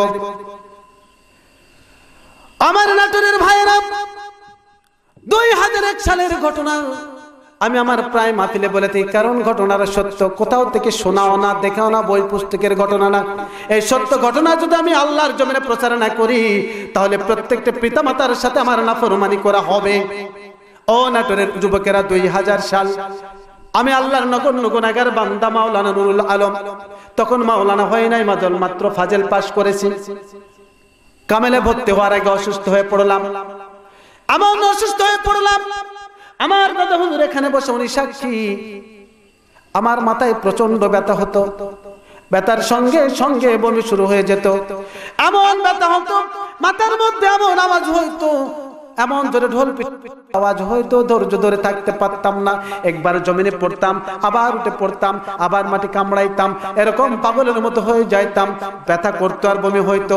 বমি করতে করতে করতে করতে আমার চোখ দুইটা উল্টে গিয়েছিল, চোখ অন্ধ হয়ে গিয়েছিল। 2000 সালের ঘটনা। আমি যখন এরকম পরিস্থিতি হয়ে গেলাম, যত কবিরাজ সব ফেল হয়ে গেল, আমাকে ঢাকা মেডিকেল কলেজে নেওয়া হলো। ঢাকা মেডিকেল কলেজে নেওয়ার পর ডাক্তার আব্দুর রশিদ নিউরোলজি বিভাগের সবচাইতে বড় ডাক্তার, সারা বাংলাদেশ নয় সারা পৃথিবীতে, এশিয়ার মধ্যে 5 জন ডাক্তার, তার মধ্যে একজন বড় ডাক্তার হলেন ডাক্তার দিন মোহাম্মদ, নিউরোলজি বিভাগের বড় ডাক্তার। উনার তত্ত্বাবধানে আমার মাথার চিকিৎসা শুরু হয়ে গেল।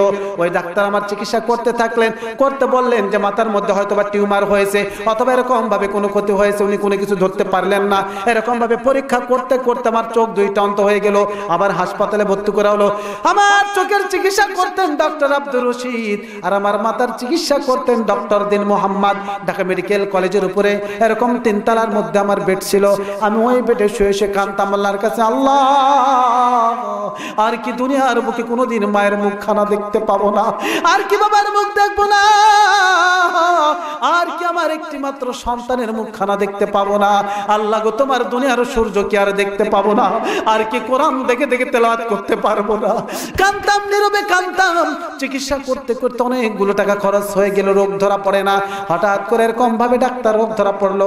এমআরআই করার পর দেখে গেল আমার ব্রেনের কোষে কোষে এরকম ছোট্ট ছোট্ট পানির ফোঁটা জমা, একটার সাথে আরেকটা যখন অ্যাটাচড হয় সঙ্গে সঙ্গে পেন শুরু হয়ে যায়, ব্যথা শুরু হয়ে যায়, আমি পাগলের মতো হয়ে যাই। এরকম ভাবে যখন চিকিৎসা চলতে থাকলো, চিকিৎসা করতে করতে চোখ অন্ধ হয়ে গেল। ডাক্তার দিন মোহাম্মদ লাস্টে রেজাল্ট দিয়ে দিলেন আমি আর পৃথিবীতে বেশি দিন নাই, সর্বোচ্চ 15 থেকে 18 দিন, 20 দিন আমার হায়াত নাই। আমার ছোট ভাইকে বলে দিল তাকে নিয়ে যান, আত্মীয়স্বজনকে দেখান যায় কিছু খাইতে চান খাওয়ান, উনি পৃথিবীতে আর খুব বেশি দিন নাই, খুব তাড়াতাড়ি চলে যাবেন। বাড়িতে নেওয়া হলো। গভীর রজনী, খুব সংক্ষেপে বলতেছি, গভীর রজনী আমি মায়ের পাশে শুয়ে আছি। হঠাৎ করে দেখি মা নাই। মা কোথায় গেল এরকম ভাবে আমি হাত দিয়ে দেখলাম মা নাই। আস্তে আস্তে বাইর হলাম। বাইর হওয়ার পরে অনাটোরের যুবকেরা মা বাবার 10 সন্তানের জন্য কতটুকু কাজে লাগে দেখে নাও। কোনো শোনার বিষয় না, বাস্তব ওয়াজ বলতেছি, বাস্তব ঘটনা বলতেছি, কোনো কিচ্ছা কাহিনী নয়। আমি যখন এরকম ভাবে আস্তে আস্তে উঠানে বাইর হলাম, উঠানের মাঝখান থেকে একটা আওয়াজ আসে, আল্লাহ আমার বেটা মোহাম্মদ নুরুল আলম, তোমার কাছ থেকে আমি ভিক্ষা করে চেয়ে নিয়েছিলাম। আমার ইচ্ছা ছিল আমার ছেলে আলেম হবে, তোমার জমিনে তোমার কোরআনের দাওয়াতি কাজ করবে, ওয়াজ মাহফিল করবে, আমি মায়ের জন্য দোয়া করবে, কবরে শুয়ে শুয়ে আমি আমার সন্তানের দোয়া পাবো। রাব্বুল আলামিন আজকে শুনলাম ডাক্তার নাকি বলে দিয়েছে আমার সন্তান মাত্র আর 15 থেকে 18 দিন আছে, 20 দিনও নাই। আল্লাহ গো, আমি মা কি করে সহ্য করব? আমার চোখের সামনে আমার সন্তান তিলে তিলে চলে যাবে, আমি মা সহ্য করতে পারবো না, আমি মা দেখতেও পাবো না। রাব্বুল আলামিন আমার রাসূল তোমার হাতে তুলে দিলাম, আল্লাহ গো আমার হায়াত নিয়ে নাও, আমার ছেলে নূর আলমের হায়াত তুমি বাড়ায়া দাও। আমার মা কাঁদতেছেন, আমি কান্না শুনে কথাগুলো শুনে আস্তে আস্তে মায়ের পিছনে গিয়ে আস্তে করে দাঁড়িয়ে আছি। মা যখন কথাগুলি বললেন আমি শুনে ফেললাম, এর আগে জানতাম না ডাক্তার এই কথা বলেছে। আস্তে করে মায়ের গলা জোরে, মা গো আর কাঁদো না মা, দুনিয়ার যে কদিনের জন্য আল্লাহ দিয়েছিল ও বেঁচেছিলাম, তোমার মুখে হাসি দেখেছি, আমার মুখের হাসি তুমি দেখেছো, মাগো আর তো হাসি দেখবা না, আমি আর বেশি দিন দুনিয়াতে নাই। আমারও মন বলছে মাগো আল্লাহ এমন রোগ দিয়েছে মা, এই রোগ নিয়ে দুনিয়ার বুকে থাকার কোনো সময় আমার আর নাই। মাগো তুমি কাঁদো না, তুমি দোয়া করো আমি যেন জান্নাতে থাকতে পারি। আমার মা আমাকে বুকে জোড়া ধরে কাঁদলেন, বাবা আর কাঁদো না, তোমার ভয় নাই, ভয় নাই। আমার মা আমার মাথা হাত দেয়, পিঠে হাত দেয়, বলে বাবা তুমি আমার কলিজার টুকরা, আমার টয়নের মনে আমার ধন, তুমি যদি বেঁচে দাও আমার মায়ের বেঁচে থাকার কোনো অর্থ নাই, তোমার সঙ্গে সঙ্গে আমাকে যেন আল্লাহ নিয়ে নেয়। বাবা রে, আমি এই মাত্র আমার আল্লাহর কাছে দরখাস্ত করেছি, আল্লাহর কোরআন যদি সত্য হয়, কোরআনের আয়াত যদি সত্য হয়, আমি প্রতিদিন কোরআন তেলাওয়াত করি, আমি আল্লাহকে বলেছি আমার হায়াত নিয়ে তোমার হায়াত বাড়াইয়া দিতে। বাবা তুমি তুমি মরবা না, তুমি মরবা না, আল্লাহ তোমাকে আরো অনেক দিন দুনিয়ার বুকে রাখবে। আর নাটোরের যুবকেরা পরের দিন আমার ছোট ভাইকে বললাম, ভাই আমি আর থাকবো না, চলো আমাকে হাসপাতালে নিয়ে চলো, আমি দেখতে চাই আমার মামার জন্য দোয়া করেছে, দোয়া কতটুকু সত্য হয় আমি দেখবো। ছোট ভাই বললো, ভাই হাসপাতালে যাওয়ার কোনো দরকার নাই। আমি বললাম, না দরকার আছে, চলো আমার সাথে চলো যাই। ছোট ভাইকে নিয়ে হাসপাতালে চলে গেলাম। যাওয়ার পরে বললাম, ডাক্তার সাহেব আমাকে আরেকটা আবার পরীক্ষা করার সুযোগ হবে না? ডাক্তার বললেন, তোমার তো টাইম নাই। আমি বললাম, আমার মা দোয়া করছে, আমার টাইম আছে। ডাক্তার বিশ্বাস করলো না। আমি আগের প্রেসক্রিপশন নিয়ে আবার রিপোর্ট করলাম, আবার এমআরআই করে যখন ডাক্তারের কাছে দিলাম, এক সপ্তাহ পর রিপোর্ট যখন জমা দিলাম, ডাক্তার রিপোর্ট দেখে বললো, আশ্চর্য, এটা কি করে সম্ভব? আগের রিপোর্ট কি ছিল, এখনকার রিপোর্ট কেমন? এমন তো আর কথা নয়। আমি বললাম, আমার মা দোয়া করেছেন, আমাকে আবার ভর্তি করে নেওয়া হলো। 2001 সালের ঘটনা বলছে, 2000 অতিক্রম করে, এর মধ্যে 2001 সালে 12 সেপ্টেম্বরের কথা বলি, অনেক ঘটনা কমে বললাম 2011 সেপ্টেম্বর আমি ফজরের নামাজ পড়ে ময়মনসিংহের এক ভদ্রলোক, ওনার ছেলেকে নিয়ে আমার পাশের বেডে থাকতেন, আমাকে উনি উজু করাই দিতেন, গোসল করাই দিতেন, গোসল করাইয়া ফজরের উজু করাইয়া ফজরের নামাজ পড়ে পা দুইটা টান করে দিয়ে হিলান দিয়ে, না ঘুম না সজাগ অবস্থায়, তন্দ্রা অবস্থায় আমি যখন হিলান দিয়ে বসে আছি, চোখ বন্ধ করে আছি, এমন সময় দেখলাম আমার মুর্শিদের আকারে কে যেন বলছে, মাওলানা নুরে আলম। আমি তখন মাওলানা হয় নাই, কামেল পাস করি নাই, মাত্র ফাজেল পাস করেছি। আমার হুজুর এসে বলছেন, ও মাওলানা নুরে আলম আপনি চোখ মেলে তাকান। উনি আমাকে চোখ মেলে তাকাতে বললেন, আল্লাহর কসম করে বলছি আমি চোখ মেলে তাকানোর সঙ্গে সঙ্গে দেখি, প্রথমবার বলেছে চোখ খুলি নাই, দ্বিতীয়বার আবার যখন বললেন আমি চোখ খুললাম, চোখ খুলে দেখি আমি পশ্চিমে একটা বিরাট বড় লাল টকটকে সূর্য দেখতে পাইলাম। সুবহানাল্লাহ, আমার বিশ্বাস হলো না। আমি আবার চোখ বন্ধ করলাম, আমি ভাবছিলাম মনে হয় স্বপ্ন দেখতেছি। চোখ বন্ধ করে আবার যখন তাকাইলাম, তাকিয়ে দেখি হাসপাতালের দ্বিতীয় বিল্ডিং এর ছাদের উপরে সুন্দর বিশাল বড় একটা লাল টকটকে সূর্য দেখা যায়। দেখার সঙ্গে সঙ্গে ও যুবক ভাইরা, বাবারা আমার, আমি আর বসে থাকতে পারলাম না। আল্লাহু আকবার বলতে বলতে দরজার দিকে দৌড় দিলাম। ডিউটি ডাক্তার ভাবছেন আমি উনি সুইসাইড করব, কারণ মাথার ব্যথা শুরু হলে আমার কোনো হুঁশ জ্ঞান থাকতো না। ডাক্তার গিয়ে ধরে বললেন, বাবা আপনি কোথায় যাচ্ছেন, আপনি কি সুইসাইড করবেন? আমি বললাম, না না সুইসাইড করবো না। এটা কি দেখা যায়? বলে সূর্য দেখা যায়। আমি তো সূর্য দেখতে পাচ্ছি। বলে অসম্ভব, এটা কি করে সম্ভব? বললাম, হ্যাঁ আমি সূর্য দেখতেছি। আমি বললাম, তারা বিশ্বাস করে না, আমাকে কম্পিউটারে নিয়ে বসালো, চোখ অন্ধ, আবার বই দেয় পড়ে। আমি বললাম একটা পেপার আনুন, নিজ থেকে একটা পেপার এনে হলো যুগান্তর পত্রিকা, 2001 সালের 12 সেপ্টেম্বর সকালের ঘটনা বলছি। পেপার খুলেই দেখলাম আমেরিকার টুইন টাওয়ার বিল্ডিং ধ্বংস হয়েছিল কিনা 2001 সালে 11 সেপ্টেম্বর হয়েছিল না? আমেরিকাতে পেন্টাগন টুইন টাওয়ার দুইটা বিল্ডিং একদিনে লাদেন, তথাকথিত লাদেন নামক সন্ত্রাসীরা ধ্বংস করেছিল। পেপারে দেখলাম। আমি বললাম আমি তো পড়তেছি। ডাক্তার বিশ্বাস করে না। খবর পেয়ে ডাক্তার দিন মোহাম্মদ চলে আসলেন, ডাক্তার আব্দুর রশিদ চলে আসলেন। চোখ যখন কম্পিউটারে দাগের মতোই অন্ধ, অথচ আমি দেখতেছি, এটা কি করে সম্ভব? এবং আরেকটা কথা না বললেই নয়, আমার চোখের সাদা বেশি অংশ বাইরে ছিল, সেটা ভিতরে চলে গিয়েছে। সুবহানাল্লাহ, বেশি অংশ ভিতরে চলে গিয়েছে। আমি পেপার পড়ে হেডলাইন পড়ে ছোটটা পড়ে কেউ বিশ্বাস করে না। ডাক্তার সারাদিন পরীক্ষার করার পর একটা ফান্টাস্কোপি দিল। হারুন আই ভিশন বাংলাদেশের মধ্যে সবচাইতে বড় চোখ পরীক্ষার একটা সেন্টার আছে, সেটা হলো ধানমন্ডিতে হারুন আই ভিশন। সেখানে একটা পরীক্ষা করার জন্য 25,000-30,000 টাকা লাগে। ডাক্তার বললেন আমি টাকা দেবো, পরীক্ষা করাও।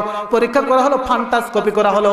ফান্টাস্কোপি করার পর ফান্টাস্কোপিতে দেখা গেল আমার দুই চোখের মধ্যে এত বড় বড় গর্ত, আমার চোখের প্রত্যেকটি আইল্যান্ড ছিন্ন ভিন্ন হয়ে গিয়েছে। ডাক্তার বলে অসম্ভব, এই চোখ দিয়ে তো দুনিয়া কেন কোনো কিছু দেখার সম্ভব নয়। আবার আমাকে কম্পিউটারে বসানো হলো। ওই দিন সারাদিন বাংলাদেশের ঢাকা শহরের বড় বড় চক্ষু ডাক্তার আমাকে দেখেছিল। ওই দিন তারা সর্বশেষ যে কথাটি বলল, এটা কোনো সায়েন্স, কোনো ডাক্তারের ক্ষমতা নয়, এটা হলো আমার আল্লাহর কুদরতের প্রেমের খেলা। মাওলা তোমার লীলা খেলা কেউ বুঝে না।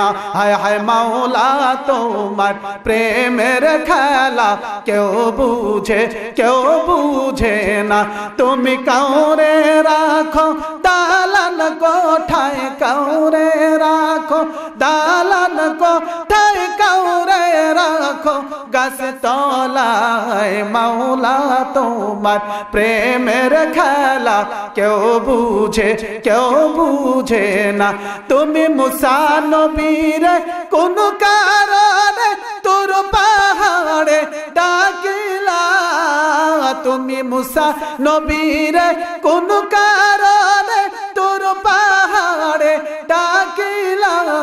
পাহাড় পুড়ে সুরমা হইল পাহাড়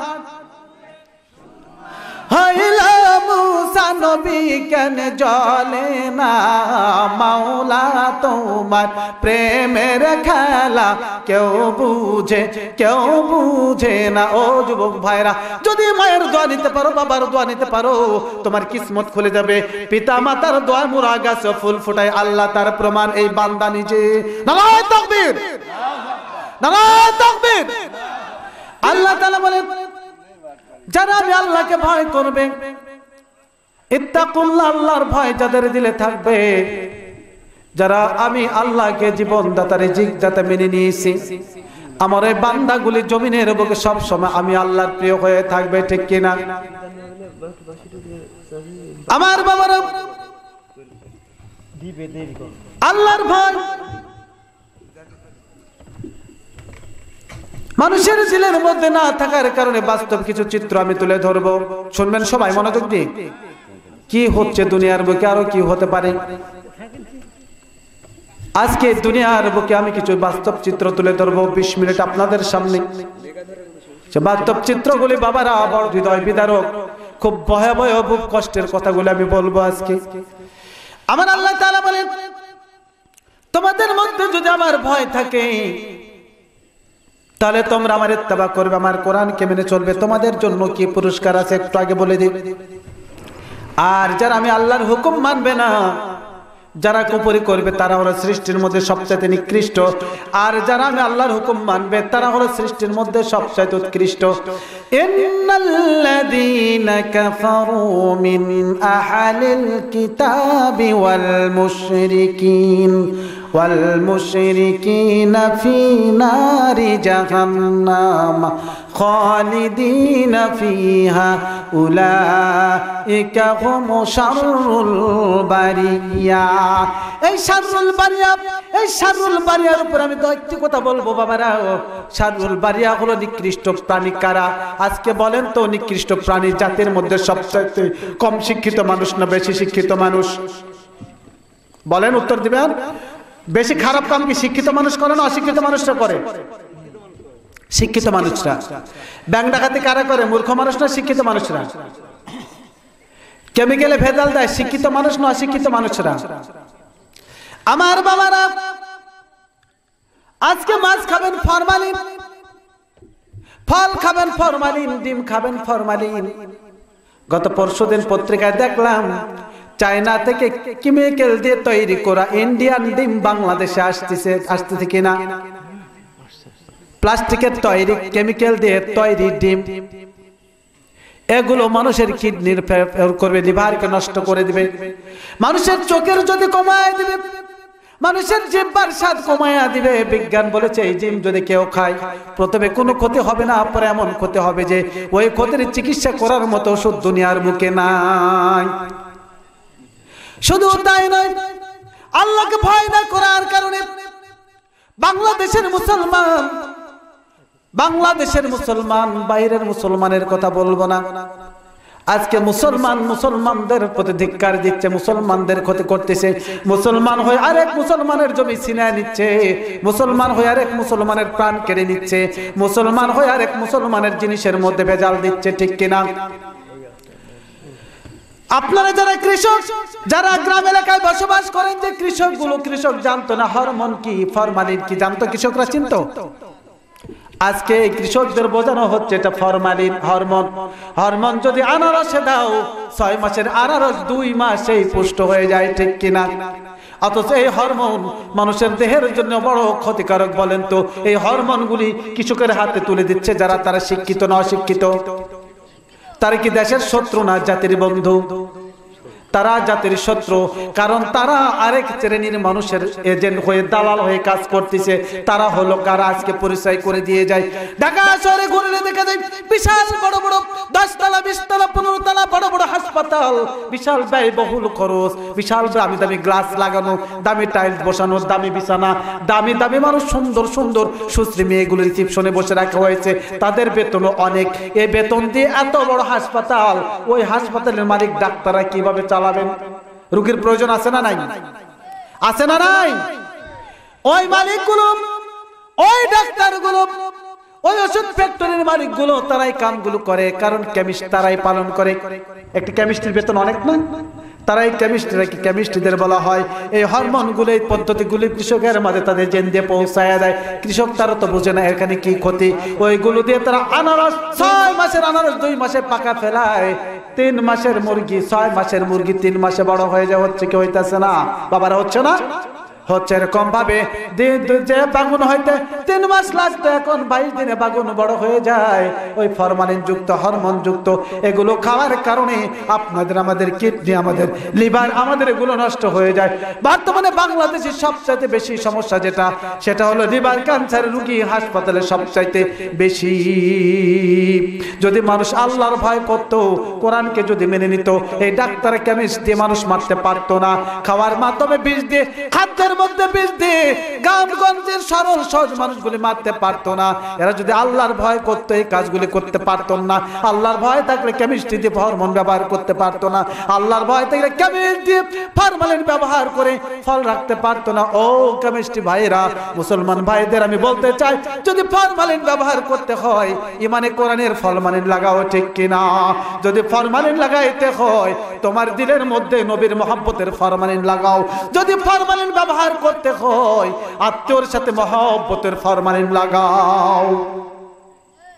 ঠিক? এখন কি আত্মীয়তা ঠিক আছে? এখন আত্মীয়তা হলো সম্পর্কে আত্মীয়তা, প্রয়োজনের আত্মীয়তা। কেউ আত্মীয়র বাড়িতে এখন আগের মতো বেড়াইতে যায় না, যায় না। বাবারা আমার, এই দুনিয়ার আত্মীয় স্বজন কেউ তোমার সঙ্গে হবে না, ভাই বন্ধু কেউ সঙ্গে হবে না।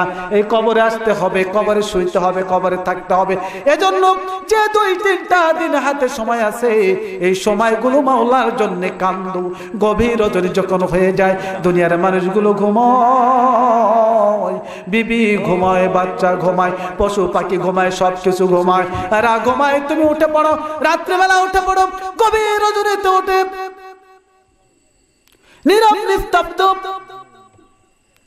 দুনিয়ার অফিস আদালত সব বন্ধ, কোর্ট কাছারি বন্ধ, সবকিছু বন্ধ হয়ে গিয়েছে। শুধুমাত্র আমার মাওলার প্রেমের দরজা খোলা, আমার মাওলার মহব্বতের দরজা খোলা। বেবি ঘুমাও, আস্তে করে উঠে পড়ো। সারাদিন সংসারের কাজে তুমি কেঁদেছো, জমি জিরত করেছো, ব্যবসা করেছো, ছেলে মেয়ের দেখাশোনা করেছো।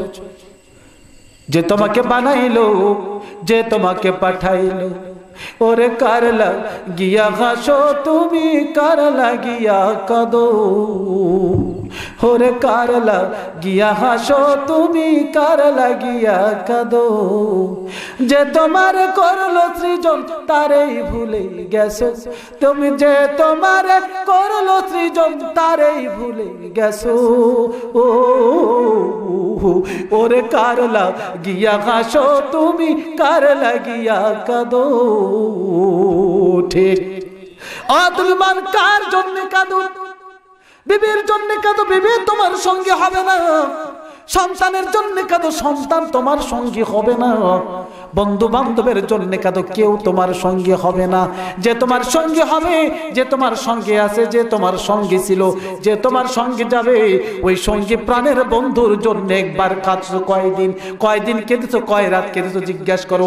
আমাদের ইমাম আবু হানিফা রাহমাতুল্লাহ আলাইহি 40 বছর ঘুমান নাই, 40টি বছর ইশার ওযু দিয়ে ফজরের নামাজ পড়েছেন। সুবহানাল্লাহ। উনি এমনও রাত গেছে, এক রাত্রিতে কোরআন খতম করেছেন 2 রাকাত নামাজে। সুবহানাল্লাহ। আল্লাহর সাথে প্রেম যদি করতে হয়, প্রেমের বাগানে যদি যেতে হয়, মাওলার সাথে করো। প্রেম যদি করতে হয়, নবীর সাথে করো। প্রেম যদি করতে হয়, কোরআনের সাথে করো। দেখবা তোমার জীবন পরিবর্তন হয়ে যাবে, দামি হয়ে যাবে, আল্লাহ হয়ে যাবে। দুনিয়ায় সম্মান বেড়ে যাবে, আখিরাতের জগতে সম্মান বেড়ে যাবে। কোন জায়গায় কেউ তোমাকে ছোট করে দেখতে পারবে না। যেখানে যাবে সেখানেই তোমাকে সম্মানের পাত্র বাবা হবে। তার কারণ হলো তোমার দিলের মধ্যে সব সম্মানের মালিকের জায়গা, ঠিক কিনা? গভীর রজনী, দুনিয়ার কেউ দেখবে না, দুনিয়ার কেউ জানবে না। গভীর রাতে তো উঠো, ও প্রেমিক, তুমি প্রেম করো। বিবির সাথে প্রেমিক প্রেম করে অল্প একটু সময়, সন্তানের সাথে পিতার প্রেম সেটার নির্দিষ্ট সময়, ভাইয়ের সাথে ভাইয়ের প্রেম সেটা অল্প সময়, বন্ধুর সাথে বন্ধুর প্রেম সেটাও অল্প সময়, ঠিক কিনা?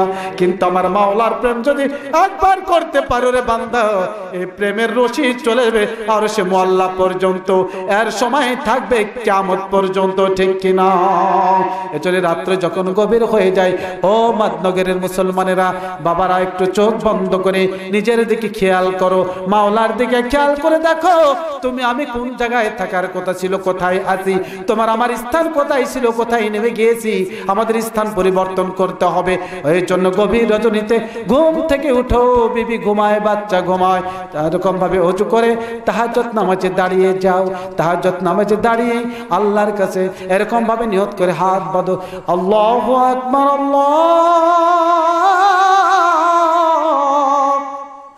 আল্লাহ তুমি সবচাইতে বড়, আমার জীবন আমার মৌত তোমার হাতে, আমার ইজ্জত আমার সম্মান তোমার হাতে, আমার ব্যবসা বাণিজ্য সব তোমার হাতে, আমার স্ত্রী সন্তান সুনাম বদনাম সব তোমার হাতে, আমার আমৃত্যুকে দিয়ে দিলাম তোমার হাতে।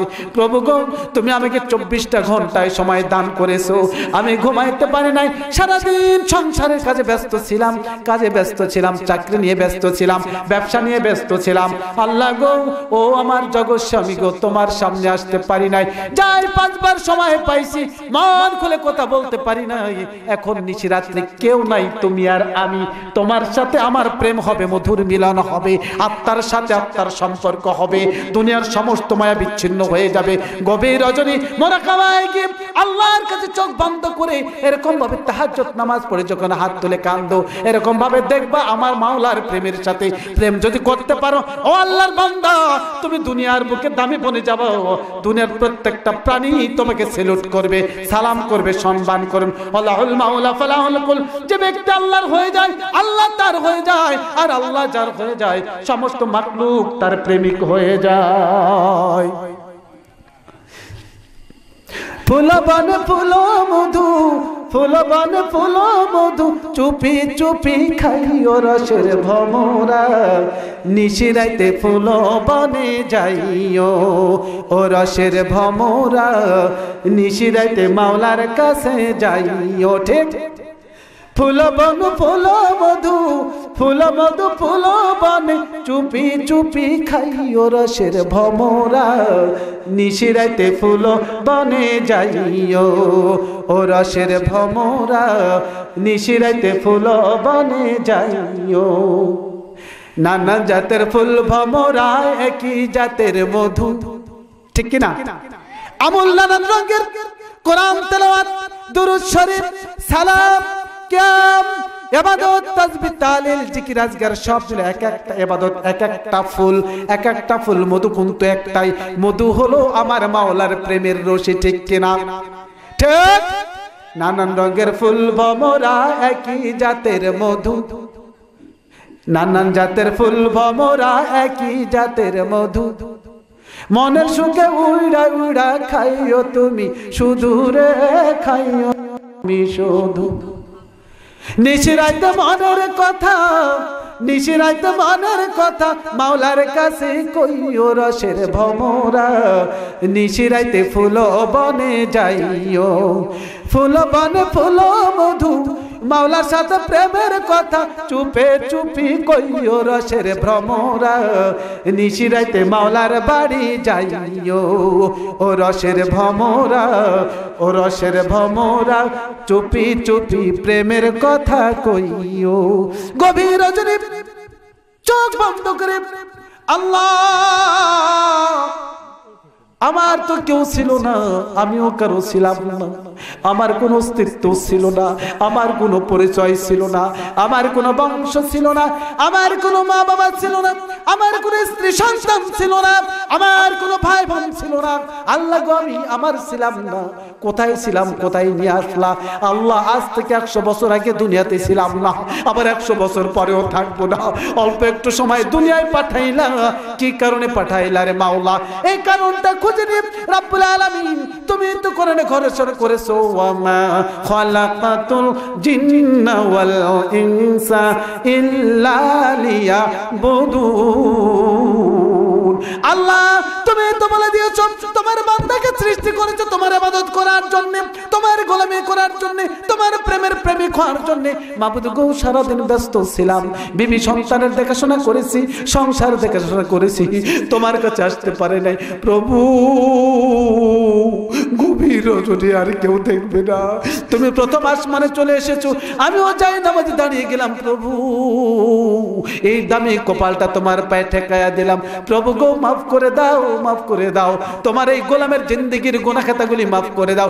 কিচ্ছু চাই না মাওলা, তোমাকে চাই, তোমার নবীর দিদার চাই। দয়াল নবীকে না দেখায়া কবরে দাখিল কইরো না। এভাবে কেঁদেছি কোনোদিন মাওলার কাছে? কেঁদেছেন কোনোদিন? কান্দার প্রয়োজন আছে না নাই? আল্লাহর প্রেমের বাগানে যাওয়ার প্রয়োজন আছে না নাই? আল্লাহর প্রেমের মধু খাওয়ার প্রয়োজন আছে না নাই? ও আল্লাহর বান্দা, কয়দিনের হায়াত? আজ থেকে 20 বছর আগে চুল সাদা ছিল না? ছিল। চোখের জোতা এত কম ছিল না, ভালো ছিল, খাবার খাইতে পারতাম, ঘুমাইতে পারতাম, হাডুডুর খেলছি, 3 জন আমার সাথে পারে নাই। আজকে শেষ সময় চলে এসেছি, যে কয়টা দিন বাসি, কয়েকটা সময় আমার মাওলার জন্য আমরা দিতে রাজি আছি না নাই? কে কে রাজি আছে? হাত তুলাইতে দেখি।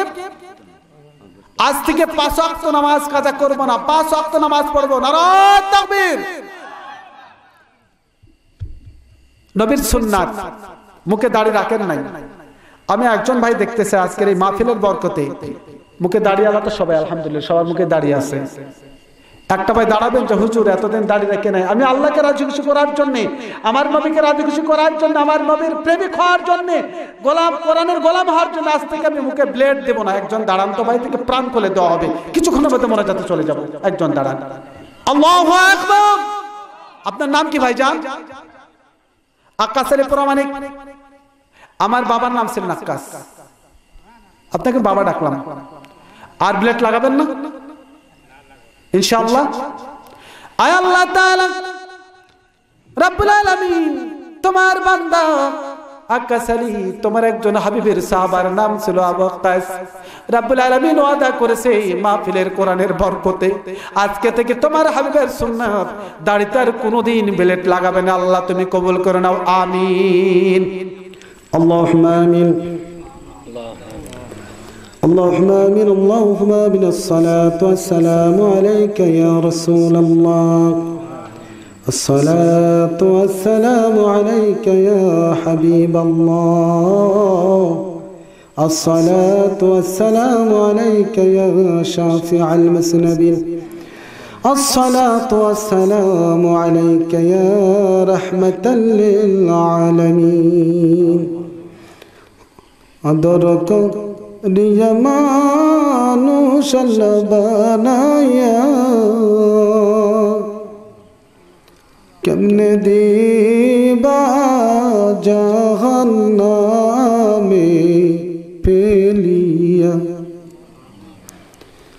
أدرك ليمانوش اللبانايا كمن ديبا جهنمي بليا বান্দা যখন জাহান্নামে মাওলা জ্বলিবে তুমি রহমান কেমন কইরা দেখিবে উম্মত যখন জাহান্নামে মাওলা জ্বলিবে মায়ার নবী কেমনে সহ্য করি মাফ করো আল্লাহ তুমি নিজ গুণে মাফ করো আল্লাহ তুমি নিজ গুণে, উপায় না দেখি রে আল্লাহ তুই বি সকলেরই দরজা হইতে মাওলা পিরিয়া, তোমার রোজাই রইলাম পড়িয়ে আল্লাহ ও রহমান আল্লাহ। রব্বানা আতিনা ফিদ দুনিয়া হাসানা ওয়া ফিল আখিরাতি হাসানাতাও ওয়া কিনা আযাবান নার ওয়া কিনা আযাবাদ দুনিয়া ওয়া কিনা আযাবাল সাখরাতুল মাউত ওয়া কিনা আযাবাল কবর ওয়া কিনা আযাবাল আখিরাত وقنا عذاب القيامات وقنا عذاب الحشر وقنا عذاب الميزان وقنا عذاب الفطرات إنك لا تخلف الميعاد الله ও দয়ার সাগর মাবুদ প্রভু গো, সেই সন্ধ্যা থেকে গভীর রজনী পর্যন্ত তোমার বান্দাগুলি আল্লাহ ঘর বাড়ি ছাড়িয়া, স্ত্রী পরিজন ছাড়িয়া, আত্মস্বজন ছাড়িয়া তোমার প্রেমে সাড়া দিয়া, তোমার কোরআনের পাগল হইয়া, তোমার নবীর প্রেমের পাগল হইয়া চাতক পাখির মতো বসে বসে আল্লাহ তোমার কোরআনের বাণীগুলি শুনলো, আলোচনা শুনলো, চোখের পানি ফেলাইল রে আল্লাহ, তোমার রহমতের আশায় গভীর রাত্রি পর্যন্ত সজাগ রইল আল্লাহ।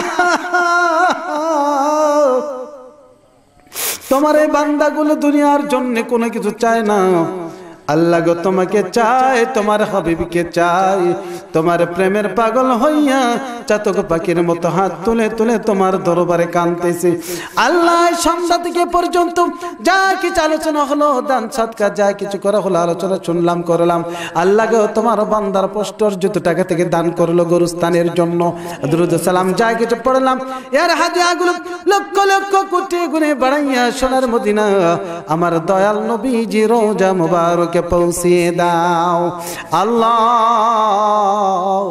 নবী কান্দে উম্মতি উম্মতি বলি, আমরা কান্দে গো নবী নবী বলি।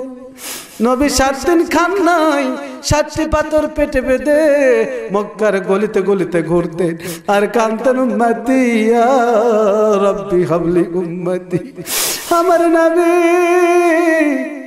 আজ কান্দে সোনার মদিনায়, কি দেব গো, দেবার মতো কিছু নাই। দুরূদ সালাম পাঠাইলাম, সাথে চোখের পানি পাঠাইয়া দিলাম। আমাদের প্রত্যেকের নামগুলো আব্বা আম্মার নাম সহ, আমি গোলামের নাম সহ, আব্বা আম্মার নাম সহ আল্লাহ সোনার মদিনায় নবী কান্দে রে আল্লাহ। আমাদের নামগুলো নবীর রওজা শরীফে পৌঁছায়া দাও। নবীর বংশধর পাকমান জাতন আহলে বাদা সবে 4 জন খোলাফে রাশিদিন আম্মা মুস্তাহিদিন সালফে সালিহিন আশর মুবাশশিরান 1 লক্ষ মতান্তরে 2,24,000 পয়গম্বর ওলি আবদাল পীর মাশাইখ, আগে পিছনে ডানে বামে জানা অজানা এগানা বেগানা কাসুদরে আপন পর যিনি চান্নর নারী দুনিয়ার জমিন ছেড়ে কবরের জমিনে ঘুমিয়ে গেছে আল্লাহ, আপনি দয়া করে প্রত্যেকের কবরের জমিনে আমাদের দোয়া পৌঁছিয়ে দাও। আয় আল্লাহ তাআলা হাত উঠাইলাম, যারা আজকের এই মাহফিল আয়োজন করলো, সময় দিল, অর্থ দিল, টাকা দিল, শ্রম দিল, মেধা দিল, আল্লাহ সবাই দিয়ে আজকে মাহফিলকে সাফল্য মণ্ডিত করলো আল্লাহ গো, সবাইকে তুমি কবুল ও মঞ্জুর করে নাও আল্লাহ। সকলের মনের পেরেশানিগুলি তুমি দূর করে দাও। কে কান্দে রে দরদি বাবা হারাইয়া, কে জানি কান্দে, কার জানি বাবা নাই, কার জানিবা নাই, দাদা নাই, দাদি নাই, নানা নানি, খালা খালু, মোর শ্বশুর শাশুড়ি, আত্মীয়স্বজন, মা বাবার বংশের শ্বশুর শাশুড়ি বংশের যে যেখানে ঘুমিয়ে আছে আল্লাহ আপনি দয়া করে প্রত্যেকের কবর আযাবগুলো কিয়ামত পর্যন্ত মাফ করে দিন। আয় আল্লাহ তাআলা, পার্শ্বে গুরুস্থানে, দুই পার্শ্বে গুরুস্থান যে যেখানে ঘুমিয়ে আছেন, কেমন আছে জানি না, ও আল্লাহ তোমার জন্য হাত তুলে দিলাম, গোরস্থানের প্রত্যেকটা মুর্দারের কবর আযাব তুমি কিয়ামত পর্যন্ত মাফ করে দাও। আল্লাহ তাআলা হাত তুলে দিলাম, জানি না কার মা নাই, মায়ের জন্য কান্দে, বুক ফাটে সন্তান কান্দে, কত জায়গায় গেলাম গো, আবার মায়ের মতো কোনো দরদি পাইলাম না। আজ কতদিন হলো মায়ের বুকের হাসি দেখি না, আর নূর বলে কেউ ডাক দেয় না। আমার মতো কে জানি রে কপাল পোড়া মা হারাইয়া কাঁদে। রাব্বুল আলামিন, রাত্রে বেলায় যদি কোথাও যাইতাম মা ঘুমাইতো না, সন্তান যদি কোথাও চলে যায় বিকাল হয়ে যায় আসে না, মা শান্তিতে ঘুমাইতে পারে না, একবার ভিতর বাড়ি যায় আবার বাহির বাড়ি যায়, যাকে দেখা হয় জিজ্ঞাসা করে আমার ছেলের দেখছো নি, বাবা বোকা দিছে ঘর থেকে বাইরে হয়ে গিয়েছি, গভীর রাত্রে বাবা ঘুমাই, মা ট্যাক লাগা দরজার সাথে দাঁড়িয়ে আছে, হঠাৎ করে সন্তান ডাক দেয় মা, ডাক দিতে দেরি, মায়ের দরজা খুলতে দেরি নাই। যার মা নাই তার রাস্তা পাহারা দেবার মতো কেউ নাই, যার বাবা নাই তার দরদি রে কেউ নাই রে আল্লাহ। আল্লাহ গো, মা হারাইয়া বাবা হারাইয়া সন্তান গুলো আজকে কাঁদতেছে, আর কি পাবো ফিরে গো ও যারে হারাইয়াছি জীবনে, আমার মারে বাবা হারাইয়াছি জীবনে, সে কি আমায় চিনতে পারবে গো, সেদিন জল দেখে দুই নয়নে, আমার জল দেখে রজরে যারে হারাইয়াছি জীবনে। আল্লাহ, কার জানি মা নাই, কার জানি বাবা নাই, বাবা মা হারাইয়া দুনিয়ার এতিম হয়ে কাঁদতেছি আল্লাহ। মা বাবা হারা সন্তান, হারা সন্তানগুলির চোখের পানিগুলো জমিনে পড়ার আগে ওই পিতামাতার কবর আযাবগুলো তুমি কিয়ামত পর্যন্ত মাফ করে দাও আল্লাহ গো। মায়ের দুধের ঋণ শোধ করা সম্ভব নয়, মায়ের আদরের ঋণ শোধ করা সম্ভব নয়, বাবার আদর শোধ করা সম্ভব নয়, কি দিব? চোখের পানিগুলো দিয়ে দিলাম, চোখের পানির বিনিময়ে আব্বা আম্মার কবর আযাবগুলো মাফ করে দাও। রব্বির হামহুমা কামা রব্বায়ানি সগীরা, রব্বির হামহুমা কামা রব্বায়ানি সগীরা। সবাই পড়ুন, রব্বির হামহুমা কামা রব্বায়ানি সগীরা। আয় আল্লাহ তাআলা, যাদের পিতামাতা বেঁচে আছে হায়াত দারাজ করে দাও, সন্তানদের প্রাণ ভরে খেদমত করে দাও, তৌফিক দান করে দিও। আয় আল্লাহ তাআলা, আজকে মাহফিলে যারা হাত উঠাইলো আল্লাহ, কত মা বোনেরা হাত উঠাইছে, কার জানি স্বামী নাই, কার জানি স্ত্রী নাই রে আল্লাহ। সাথে হারা পাখি বান পড়া হরিণের মতো কান্দে আল্লাহ। আল্লাহ, যার স্বামী নাই, স্বামীর কবরকে জান্নাতের বাগান বানিয়ে দাও। যার বিবি নাই, বিবির কবরকে তুমি জান্নাতের বাগান বানিয়ে দাও। স্বামী কত আদর করত, একটি বেলা কথা না বললে কত চেষ্টা করতো কথা বলার জন্য, একটু সময় না হাসলে একটু হাসি দেখার জন্য বেকুল হয়ে থাকতো, আজকে কবরের ঘরে। আল্লাহ গো, স্বামী স্ত্রী কবর আযাবগুলো তুমি মাফ করে দাও। আয় আল্লাহ, মাহফিলে যারা হাত তুলে সবাইকে কবুল করে নাও, আজকের মাহফিলকে কবুল করে নাও, মাহফিলের প্রত্যেকটি মানুষকে কবুল করে নাও আল্লাহ। আল্লাহ, জানি না কে কোন নিয়তে হাত তুলেছে রে আল্লাহ, আমি অন্তর্যামী জগৎ স্বামী প্রভু গো, তোর অন্তরের খবর আমি জানি না, তুমি জানো। তোমার বান্দা বান্দি কি চাই, ও দরদি আল্লাহ তুমি কবুল করে নাও। সবাই যার জামানের চাওয়া চেয়ে নিন আল্লাহ।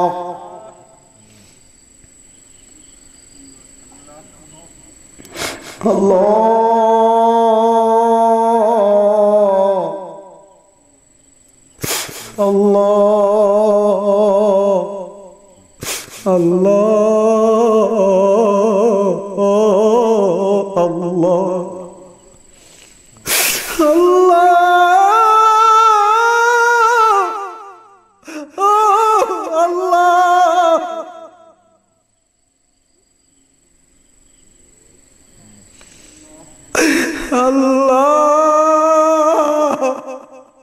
কত গোটা মাথায় লয়া তোর উপরে হাত তুলে দিলাম।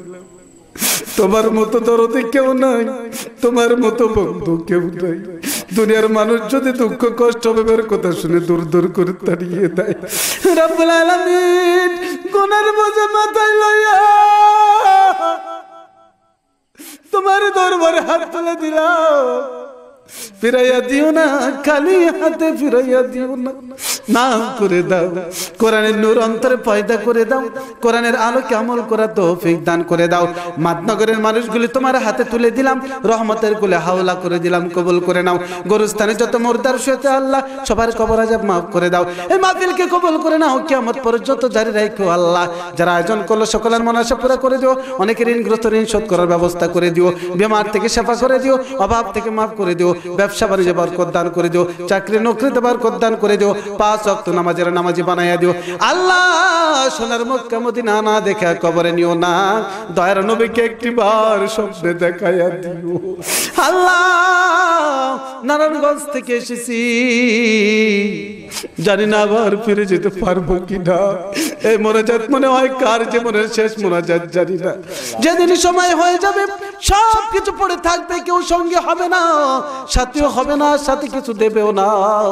3 টুকরা কাপড় ফিন্দাইয়া আতর সুরমা লাগাইয়া জানাজা পড়াইয়া অন্ধকার কবরের ঘরে রেখে আসবে আল্লাহ। কি নিয়ে যাব গো ও দরদিন, এবার মতো কি নাই। এমন দিন কি পাইবা না রে, যেদিন ভাঙবে আশার ঘর। এমন দিন কি পাইবা না রে, যেদিন ভাঙবে সুখের ঘর। কেউ বা কাটে কাপড়ের কাপড় আল্লাহ, কেউ বা কাটে কাপড়ের কাপড় আল্লাহ, কেউ বা কাটে বাসরে। এমন দিন কি পাইবা না রে, যেদিন ভাঙবে সুখের ঘর। কেউ বা মাকে গরম পানি আল্লাহ, কেউ বা ঢালে গরম পানি আল্লাহ, কেউ বা মাখায় সাবান রে। এমন দিন কি আসবে না রে, যেদিন ভাঙবে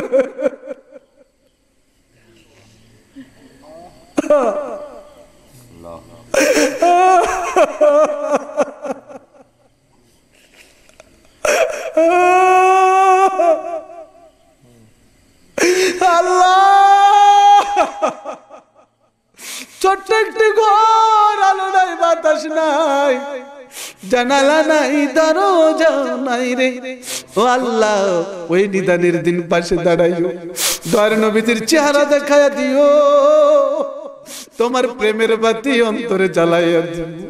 हस्तबुगस मेरा दिल से दूर कर, सीना रायाज इश्क़ हक मामूर कर, सीना रायाज इश्क़ हक गुजार कर। ओ अल्लाह, निदाনের দিন পাশে এসে দাঁড়ায়ো, আমার দয়ার নবীজির নুরানি চেহারা খানি দেখাইয়া দিও, আমার নবীজির মায়ার চেহারা খানি দেখাইয়া দিও। পাশে দাঁড়ায়ো আর ইমান হেফাজত করে জমানে জারি করে দিও, লা ইলাহা ইল্লাল্লাহ মুহাম্মাদুর রাসূলুল্লাহ।